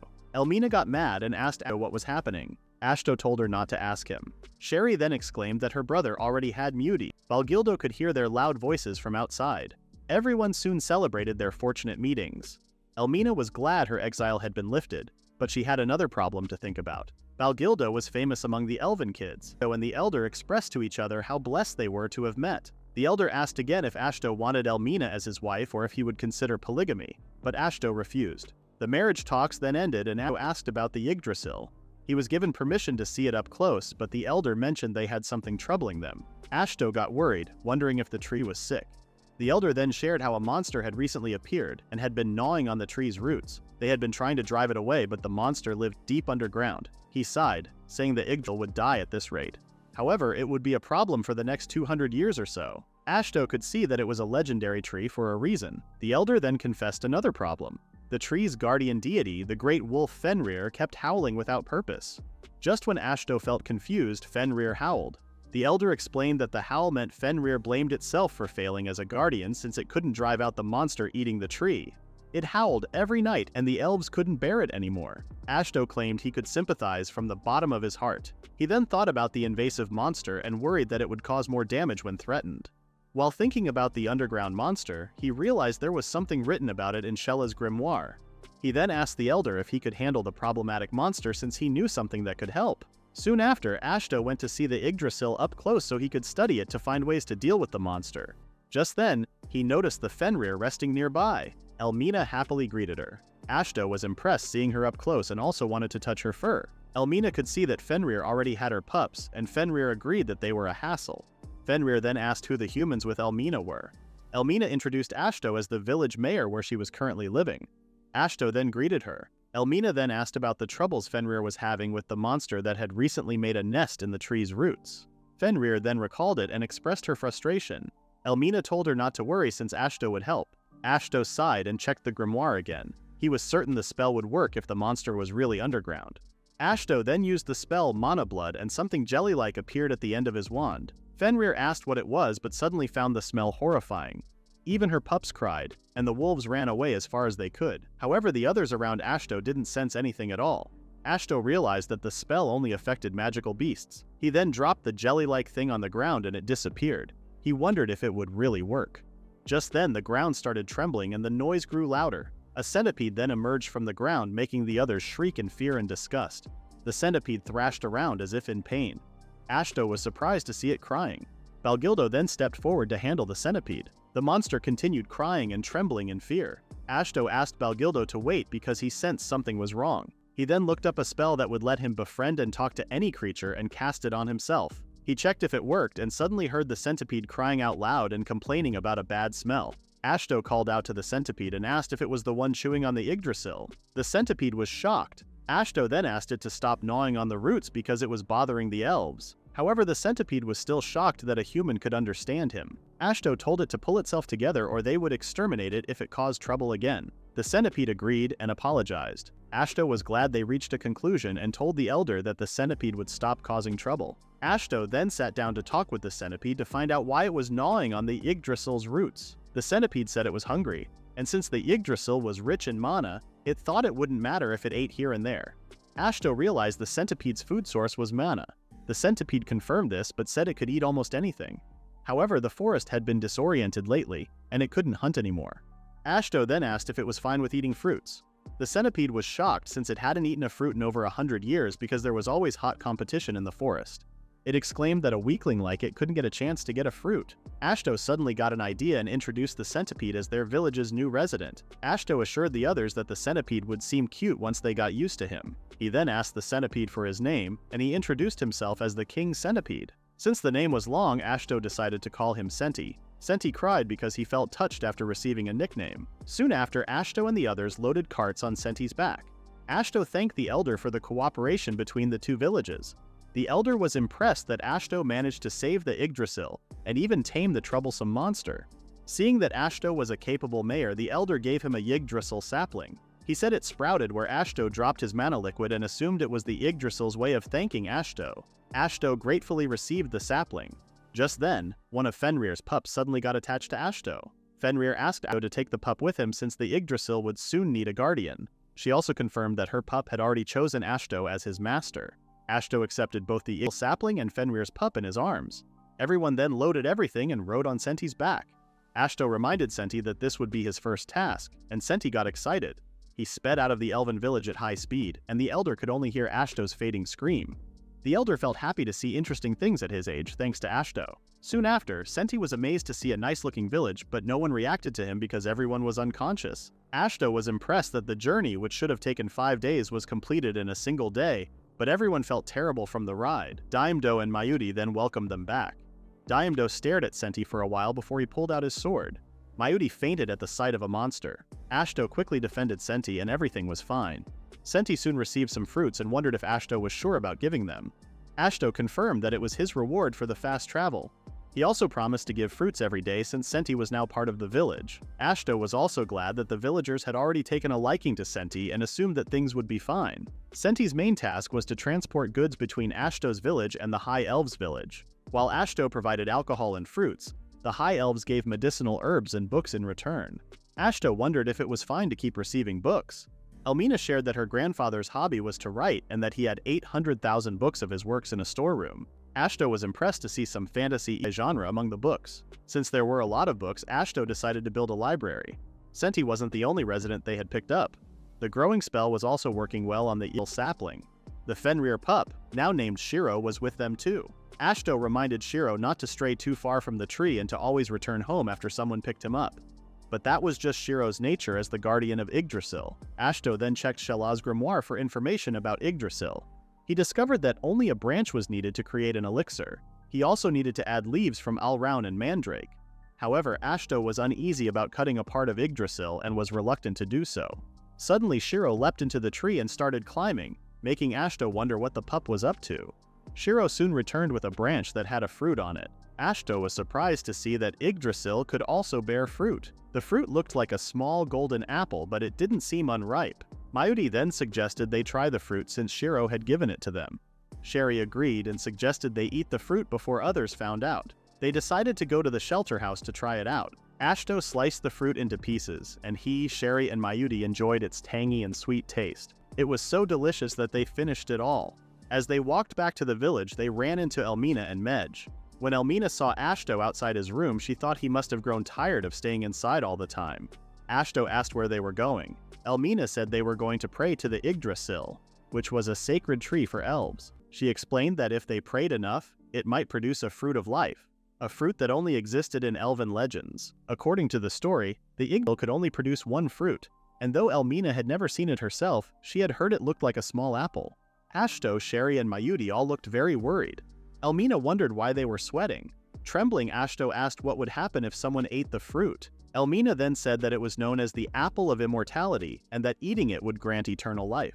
Ashto became anxious and asked if Elmina was serious. Later, Ashto met up with Shella and told her about the fruit. He wondered what would happen to him, Sherry, and Mayuri. Shella giggled and congratulated them. She said they were no longer just regular humans but larger humans. She explained that in the distant past a few elves had eaten the fruit and given birth to High Elves. Now the three of them had the potential to create a new human race. She assured them not to worry because they would not become immortals, but would have longer lifespans, similar to elves. Their natural aging would slow down, and they should enjoy their extended youth. Ashto couldn't believe what had happened after treating the fruit as an afternoon snack. Unlike elves, humans like him weren't meant to live forever just like that. Ashto felt bad for dragging Sherry and Mayuri into this problem and wondered if they would ever forgive him. Sherry didn't understand what Ashto was talking about. She said she was surprised but not upset. Mayuri even said that having a longer lifespan wasn't a bad thing. The girls also pointed out that their villagers had longer lifespans to begin with, and now the three of them could live on equal terms with them. Ashto's worries about the girls vanished. It seemed like another opportunity for humans, but Ashto didn't feel indifferent. Instead, he felt refreshed. Shella then said that if the High Elves had found the fruit themselves, they would have asked Ashto to eat it anyway. She knew everyone would be happy if Ashto confessed what had happened. The High Elves learned about the incident and were pleased to know that they could now live together forever. The Dwarves and the Silver Cat tribe were also happy to hear this news. Ashto couldn't believe that no one was even surprised after becoming a superhuman. A few days later, Ashto went for a walk and saw someone getting worried after spotting Shiro. The fairies looked scared as Shiro chased them like a dog chasing butterflies. The fairies noticed Ashto and asked him to help. Ashto called over Shiro and the Fenrir pup calmed down. The fairies then continued to check if they would be safe. A representative approached Ashto and thanked him for saving their lives. They were afraid that a monster like Shiro might eat them. Ashto reassured them that Shiro wouldn't eat them and then asked for their names. The fairies introduced themselves as High Pixies, a type of creature Ashto had never heard of before. The representative explained that they traveled from place to place searching for tasty mana and had come across the Yggdrasil. They decided to move to the tree but didn't expect to find a monster guarding it. Ashto realized that the ill had drawn them in. The High Pixie then asked if Ashto was connected to the tree. Ashto confirmed that he was the one who had planted and grown it. The pixie confirmed this because the tree's mana and Ashto's mana tasted the same. Although Ashto looked anxious, he allowed them to live near the Yggdrasil. He warned them that the area might be noisy because other people lived nearby as well. Despite this, the High Pixie celebrated, glad to have found a place to stay. The representative introduced herself as Philharmonica, or Phil for short. Ashto happily welcomed Phil and her clan. According to Elmina, High Pixies once lived near the Yggdrasil in the High Elves village. However, over time the mana grew weaker, so the Pixies left in search of a better source of mana. Elmina hadn't seen many of them for a long time. The High Pixies could eat regular food and survive by feeding on the Yggdrasil's mana every 10 days. Since they had been living in the village, August offered to build them houses. Even small houses were worth the effort, and the demon hounds were excited to make small pieces of furniture. In just a few days, the trees in the village became homes for the High Pixies. Ashto was impressed by how everyone adjusted to the changes so well. Phil thanked Ashto for all the help. Ashto was happy to assist and then asked why Phil spent so much time with him instead of feeding from the ill. Phil explained that she preferred mana because it tasted better. Filtered through Ashto's body, it had a fuller flavor. In a few days, Ashto saw the progress of the library's construction. He was excited, but August told him to be patient as it would take some time. Ashto was surprised by August's appearance and assured him he didn't mean to rush. August explained that since this was one of the few things Ashto had requested, they were being very careful with the library. He then asked if they could get help from the hardworking Silver Cat clan. August felt awkward asking the ladies to do physical labor, especially since the Silver Cats were already busy with house chores. He felt bad about asking for more help. Ashto agreed that everyone had limits no matter how hardworking they were. He remembered seeing many Silver Cats going in and out of the clinic and knew they were also involved in farming, butchering, and textile making. He wondered if he could ask someone else for help. But the 10 demon hounds they had were already busy with butchering, and the demon ogres were occupied with hunting for food. Seeing Ashto frustrated, August asked him to forget his request. Ashto realized they needed more villagers, but August told him to leave it to fate. Ashto felt disappointed because his magic couldn't help in getting more people. Meanwhile, from a cliff in the distance, a man smirked as he looked over the village. He could sense the abundant mana. He scratched his head, noting it was just as he had expected from the Emerald Dragon's village. The man with horns and his followers simply smirked while watching the view from the cliff. Later, bottles with shiny contents were seen on Ashto's table. He asked Phil what they were, and the pixie representative explained that they were fairy nectar, a special syrup only high pixies could make. She claimed Ashto would love its taste. Nectar. Fairy girls. Interesting. Ashto tasted the nectar and enjoyed its sweetness.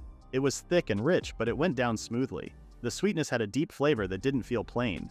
Phil explained how they extracted the nectar from flowers and fruits, then refined it with their mana. She suggested drizzling it on toast or cookies and mixing it with any alcohol to make fairy mead. Ashto realized how amazing the nectar was and thought Mayuri would love it too. Just like Phil mentioned, mixing the nectar with wine, ale, or any drink instantly turned it into fairy mead. Ashto wondered about the logic behind the drink's transformation.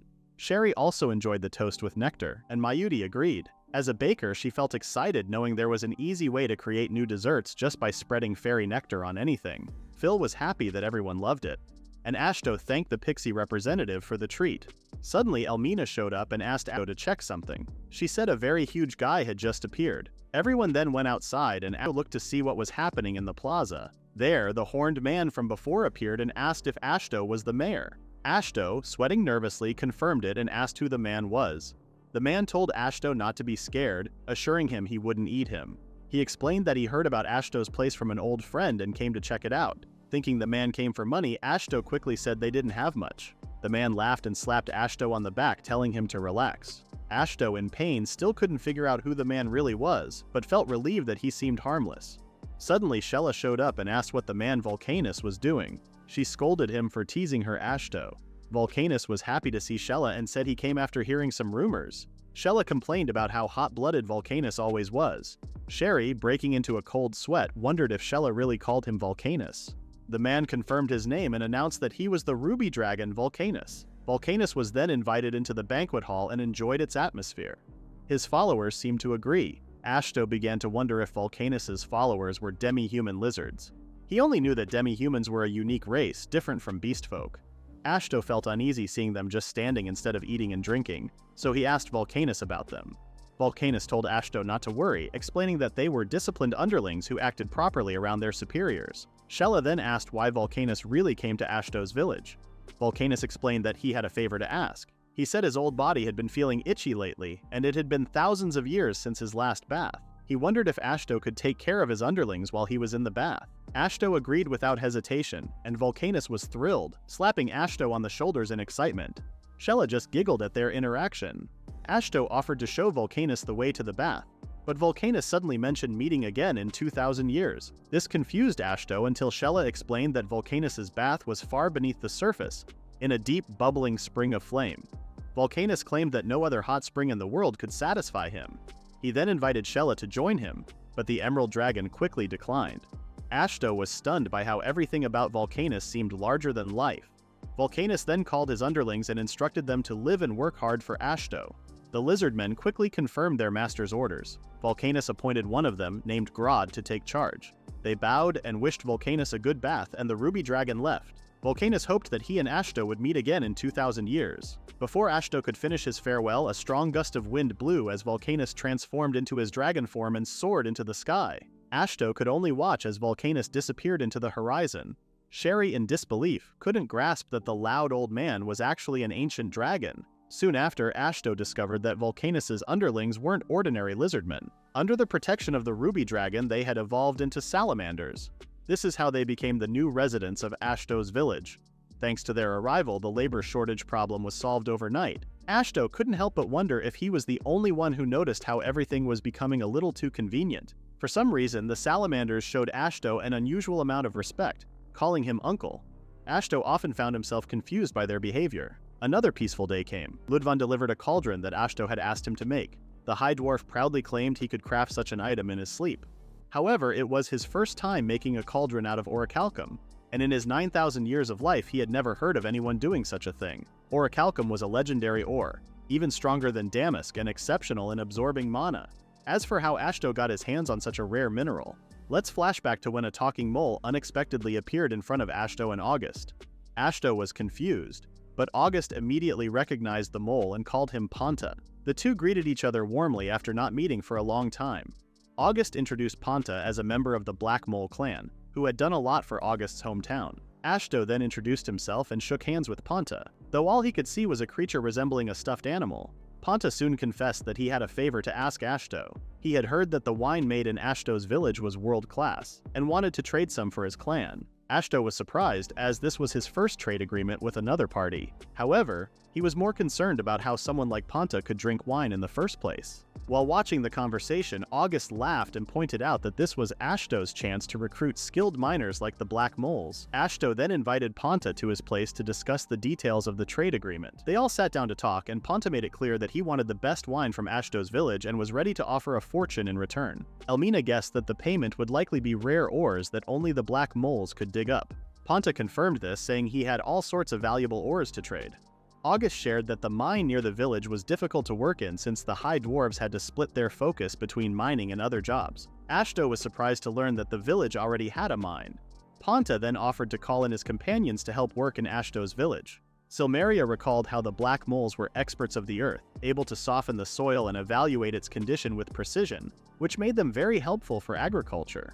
Ponta, embarrassed by the praise, was called cute by everyone. Seeing how well the idea was received, Ashto suggested they move on to negotiating the terms of the agreement. Since it benefited both sides, Ponta quickly agreed. As a result of the negotiations, 20 members of the Black Mole clan came to the village to work in the mines and help the farmers. The workers who stayed in the village also enjoyed drinking as much as they wanted. On top of the ores mined in Ashto's village, they also received more from the Black Mole clan. Ponta then shared a list of ores his clan had available. Ashto, already aware that the land of Oberstein was rich, was still surprised to find that the ground beneath him was full of rare ores. His eyes caught sight of orichalcum on the list, and he recalled that one of the key ingredients for synthesizing elixir required a cauldron made from orichalcum. He felt a sense of relief, knowing he had secured another ingredient for the legendary medicine. Phil noticed Ashto grinning and asked what he was thinking about, but Ashto decided to keep it a secret for the time being. He was pleased with the trade agreement with Ponta, and the Black Mole was equally happy. In the present, Ashto was relieved to finally have the orichalcum cauldron he needed. He also remembered instructing Ludvan to use the leftover orichalcum for something beneficial to the village. Ludvan, without hesitation, pulled out a sword, and Ashto nervously asked what it was. Ludvan proudly introduced it as the 7-star rainbow sword, explaining that he enjoyed the challenge of crafting it. He claimed the sword was of such high quality that it could be a national treasure for a kingdom. Casually, he handed it over to Ashto, reminding him that, as mayor, it belonged to him. Shocked, Ashto protested that he was a magic user and couldn't wield a sword. Ludvan then suggested hanging it on a wall as decoration, calling it a token of appreciation from the elder dwarves. Ashto, still confused, felt he should be the one thanking them, but Ludvan grew impatient and told him to simply accept the sword. Ashto soon took his cauldron to his room and let out a sigh of relief. He was glad to have obtained the 4th requirement for making the elixir. That left 4 more, but as he looked over the remaining items, they seemed extremely difficult to find. He hadn't expected to get the 4th one so easily and quickly. With the extended lifespan he had recently gained, Ashto was confident that he would eventually gather everything he needed. Lying on his bed, Ashto reminded himself that this was just the beginning. He couldn't focus solely on synthesizing the elixir. He also needed to read the books the High Elves had given him, and properly manage the growing village by appointing official representatives from each tribe. He felt happy to have so many things to do and look forward to. The future ahead of him excited Ashto. Suddenly, Silmeria knocked on the door and informed him that he had a visitor. She mentioned that it was someone she didn't recognize. Ashto asked if it was someone from a new race, but Silmeria, looking uneasy, explained that this visitor felt different from most who had come to the village before. Ashto went outside, remembering how he had grown used to strange events and visitors. He felt confident that no matter who the person was, he would be able to handle it. Just then, Norma and Kirinji called out to him, reporting that a suspicious person was standing outside the village. Knowing it was the visitor Silmeria mentioned, Ashto calmly asked Kirinji not to label everyone they met for the first time as suspicious. Just then, a proud-sounding voice called out to Ashto, assuming he was the mayor. A man with pointy ears, a tall nose, and formal attire appeared, respectfully greeting Ashto. Seeing the flashy man, Ashto agreed that this visitor looked truly suspicious. The man introduced himself as Dimitri of the Devil Salesman. Hearing where Dimitri came from made Ashto feel uneasy. Dimitri walked around Ashto, sizing him up, and confirmed what he had heard from rumors. He tried to start a business conversation, but Ashto quickly refused and walked away, asking Norma and Kirinji to escort Dimitri out of the village. Despite feeling flustered by the kid's intimidating presence, Dmitri pleaded for Ashto to listen to his business proposal, as he had come a long way to the village. Ashto pointed out how suspicious Dmitri seemed. Dmitri in turn asked what part of him seemed suspicious, claiming he was a normal, upstanding salesman of good character. He urged Ashto to look into his eyes to see the truth. Ashto paused for a moment and stared into Dmitri's eyes as requested. However, Dmitri's expression suddenly darkened, making Ashto even more doubtful. That was enough for Ashto to decide to walk away. Norma and Kirinji apprehended Dmitri and told him not to return. Ashto recalled how he had often seen greedy opportunists visit the Estrella estate in the past, so he was used to people like Dmitri. Dmitri continued shouting as he was escorted away. Phil came over and asked what was going on. Ashto admitted that Dmitri reminded him of past experiences. Phil suggested they eat some snacks to take his mind off it, and Ashto agreed. Back home, Ashto found Panta happily munching on Mayudi's cookies. Panta offered to dig up some rare minerals for Mayudi in exchange, but Mayudi declined, saying she didn't need any jewelry. In the end, Panta was treated like a huggable stuffed animal, much to everyone's amusement. Shortly after, Dmitri was imprisoned, looking at Ashto with pleading eyes. Norma and Kirinji carried the caged Dmitri away. Ashto wondered how things ended up like this. Norma and Kirinji reported that they caught Dmitri trying to sneak into the village again. Norma suggested throwing the caged Dmitri into the river to let him float downstream. Ashto disagreed with her suggestion. Dmitri then exclaimed that he only came for business, as Ashto's village had become the first major growth in Oberstein. He complained about being cast out without a chance to explain himself, just because he appeared suspicious. Ashto reminded him that he called himself the Devil Salesman. Dmitri angrily asked what was wrong with that, since he was from the Diabolos clan, a rare branch of the Devil race. He even claimed that Nyx, the Onyx dragon of the 7 legendary dragons, was their patron. Dmitri argued that not trusting him was the same as not trusting the Onyx dragon. Seeing how desperate Dmitri was, Ashto decided to listen to him. Dmitri felt relieved that Ashto was now seeing him differently. Ashto realized it was better to hear Dmitri's side directly than to call in the other races, who would only cause trouble.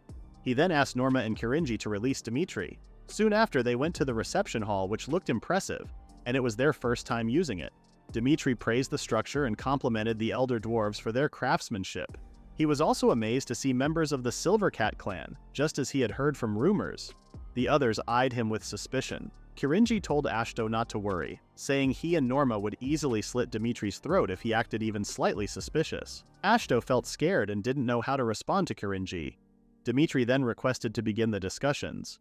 He formally introduced himself as someone from the Hell City of Beelzebub, located in the northern parts of Oberstein. Ashto introduced himself as well, but found it hard to believe that a place called Hell City and other settlements existed in Oberstein. Dmitri assumed that a human like Ashto was unfamiliar with the geography and history of the area. With a creepy smile, he offered to educate him. Ashto didn't like the way Dmitri smiled. With a snap of his fingers, a large piece of parchment appeared on the table in front of them. Ashto was amazed by how Dmitri used magic without a wand or saying any spells. The paper showed the boundaries of the own territory. Dmitri then drew circles on the map, marking the human kingdom of Big Baylog and the Dragonkin kingdom, Dragon Road. Ashto's village was just a dot in the middle. Meanwhile, Dmitri's hometown was in the north, shown as a larger circle compared to the others. The map was meant to help Ashto understand the locations. Dmitri also mentioned that other races had started building settlements in Oberstein. However, even the immortal Diabolos clan didn't know many details about them. Ashto looked at the map and couldn't believe Big Baylog was so small. He found it hard to grasp that a single noble house could manage such a vast territory. Dmitri then suggested they get down to business. He explained that his trade involved exchanging goods from Beelzebub to the smaller villages and towns in Oberstein. When Ashto heard this, he asked why they were trading instead of buying and selling. Dmitri pointed out that the territory was vast, and most settlements didn't have a coinage system. He made a living by exchanging goods and then selling the traded items back in Beelzebub. He mentioned that he had heard about a young human who established a village in Oberstein and brought together members from different races. Dmitri wanted to see if it was true. He was amazed that Ashto had members of the fiercest race known, the mighty ogre demons. On top of that, he had just discovered members of the Silver Cat clan and High Pixies. Based on the structure of the reception hall, Dmitri also assumed that elder dwarves, high elves, and demon hounds were part of the village. He even spotted a salamander, a race blessed by the ruby dragon. He couldn't believe there were so many different races in Ashto's village. Dmitri became serious again and asked Ashto if he could set up a storefront in the village. Ashto got confused and asked if Dmitri wasn't just a peddler. Dmitri denied this and explained that he had been setting up storefronts in every village and town he visited. Using space magic, each branch store was linked to the main store in Beelzebub. Once he established a location, he could come and go as he pleased. Ashto agreed that this was an efficient way of trading. Through Dimitri's store, Ashto would not only gain access to products from Beelzebub, but also from other villages where Dimitri had branches. Ashto realized the proposal was more interesting than he had expected, so he decided to approve Dimitri's request. However, he wanted to ask a few more questions. Dimitri promised to answer them as best he could. They continued to talk about Beelzebub and the different races and villages in Oberstein, especially their unique goods. Thanks to Dimitri, Ashto's village would now have access to all of them. Shortly after, Ashto took Dimitri to their brewery. Dimitri hadn't expected alcohol to be the village's main product. He was also surprised to see produce, grains, and textiles made by the demon hounds, as well as various equipment made by elder dwarves. What impressed him the most was the celestial peach wine, which could be considered their showpiece product. As Ashto watched Dimitri eagerly evaluate the products, he felt conflicted about whether Dimitri was truly an honest businessman. Dimitri seemed more than impressed with the quality of the products. After removing his glasses and giving a creepy smile, Dimitri said this would be the start of a very long partnership. Despite this, Ashto still had doubts about Dimitri's credibility. In the end, however, they signed a contract and Dimitri seemed happy to work with Ashto. Regarding the store, Dimitri wondered if the elder dwarves could build one for him.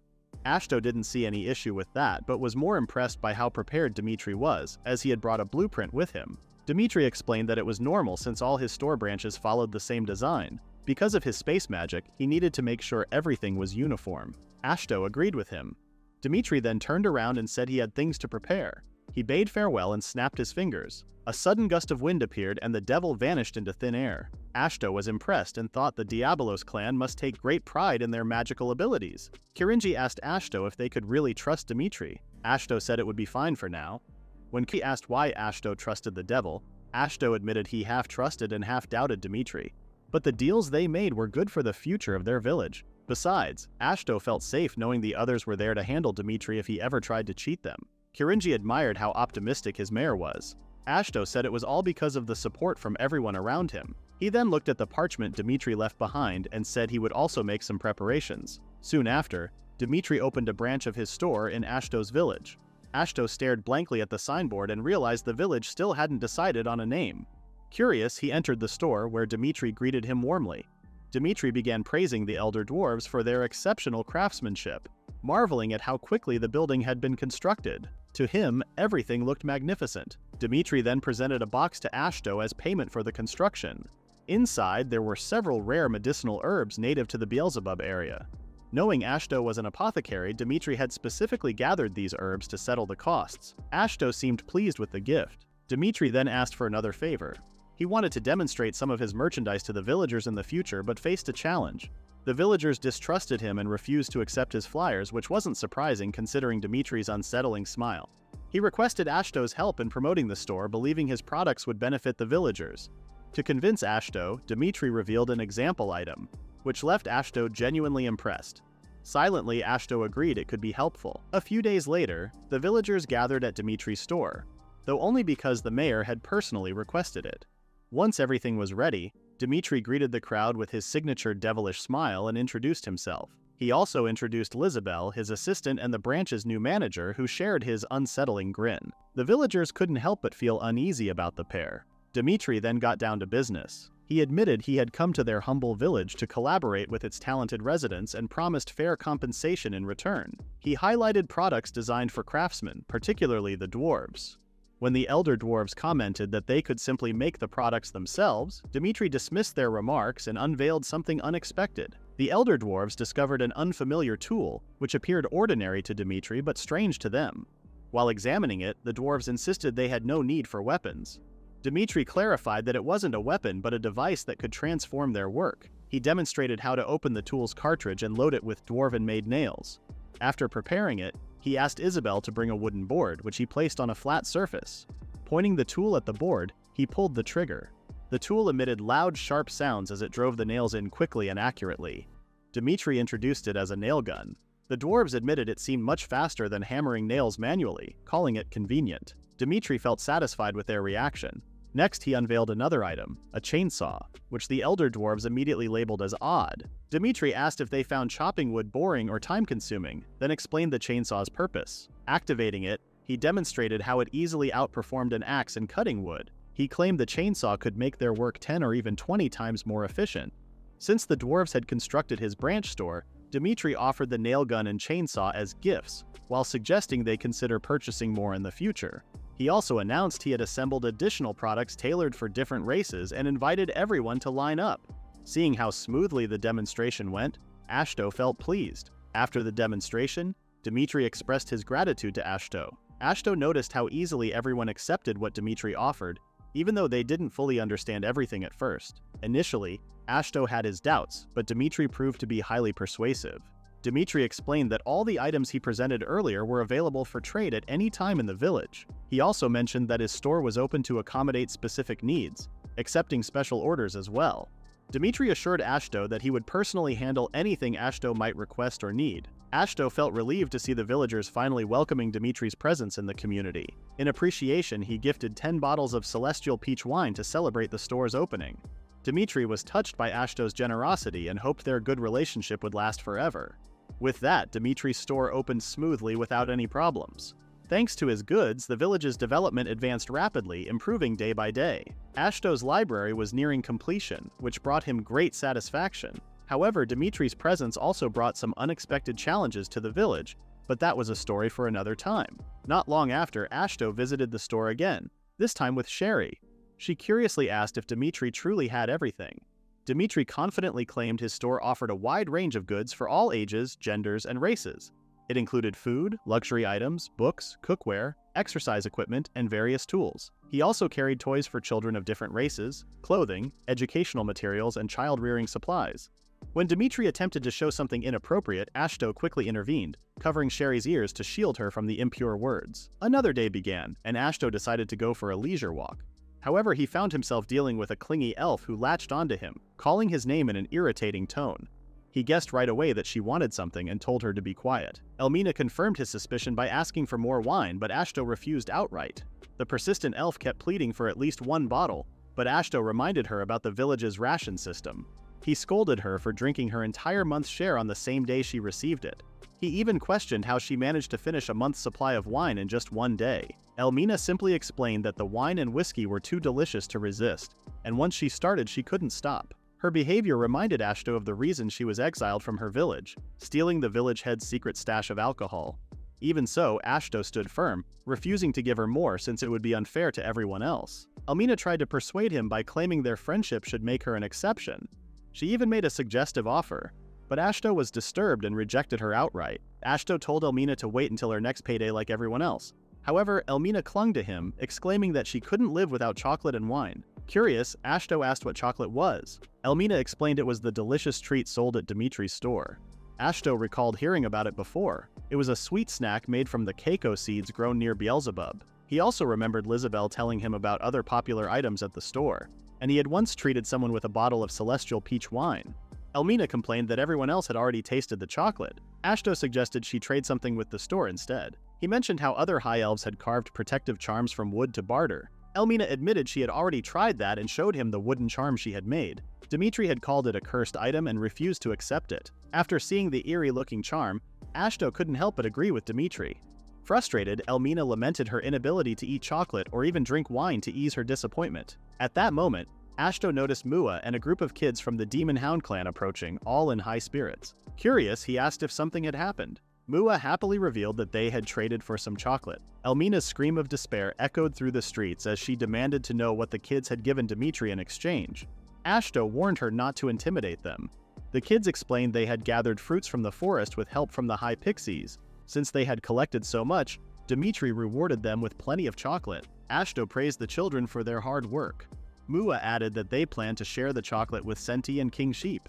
Elmina listened quietly as Ashto chatted with the kids, who soon left to play with their friends. Once they were gone, she grumbled about how even a centipede and a sheep would get to taste chocolate before she did. Ashto reminded Elmina of his earlier advice and started to leave, but she stopped him, claiming she could also do something simple like the kids had. Ashto wished her luck and tried to walk away, but Elmina grabbed his coat and insisted he accompany her.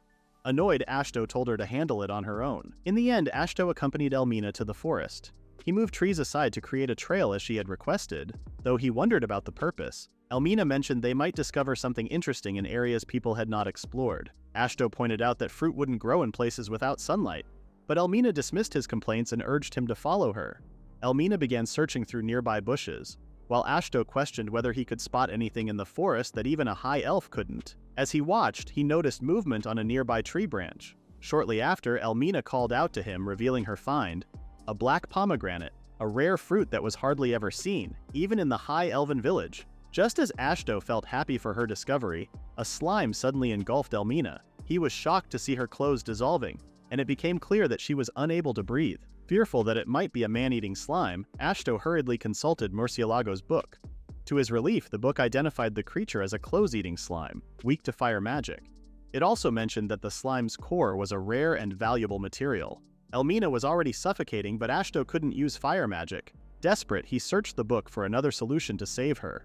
A page then appeared showing the Tree of Death. Shella, the spirit connected to the book, explained that the tree could end the world, erasing all existence except for the caster and Murcielago. She joked about Ashto and herself becoming the Adam and Eve of a new world. Frustrated, Ashto slammed the book to the ground and angrily shouted about the ridiculous jokes in such a dire situation. While Ashto read the book, Elmina's clothes dissolved completely, leaving her in only her underwear made from king sheep's wool. Ashto flipped through more pages and discovered the Thirsty Root spell, which summoned a root that could absorb anything after reciting an embarrassingly childish chant. With no other option, Ashto reluctantly recited the chant. A thirsty root appeared, quickly dissolving the slime and freeing Elmina. Ashto rushed to her side, shaking her to wake her up, but she wasn't breathing. Shella suggested that the slime's mucus had blocked her airways, and advised performing mouth-to-mouth resuscitation. Shocked, Ashto hesitated, but Shella reminded him to focus on saving Elmina's life. Despite his reluctance, Shella gave firm instructions, leaving Ashto no choice but to hold Elmina's face and open her mouth. In a teasing tone, Shella urged him to hurry. Just as Ashto's lips were about to meet Elmina's, the high elf suddenly coughed up the slime's mucus, spraying it all over his face. She complained about the bitterness of the slime and then noticed Shella standing nearby. While Shella expressed relief at Elmina's recovery, her expression hinted at amusement. Elmina asked what type of slime had attacked her, remarking that she had almost died. It was then that she realized she was wearing nothing but her tattered underwear. Ashto quickly averted his gaze while Shella remarked on how fortunate it was that Elmina had been freed before losing all her clothes. Elmina's scream and the sound of a sharp slap soon echoed through the forest. That is the end of the recap at chapter 27. Please read the pinned comment about the next part.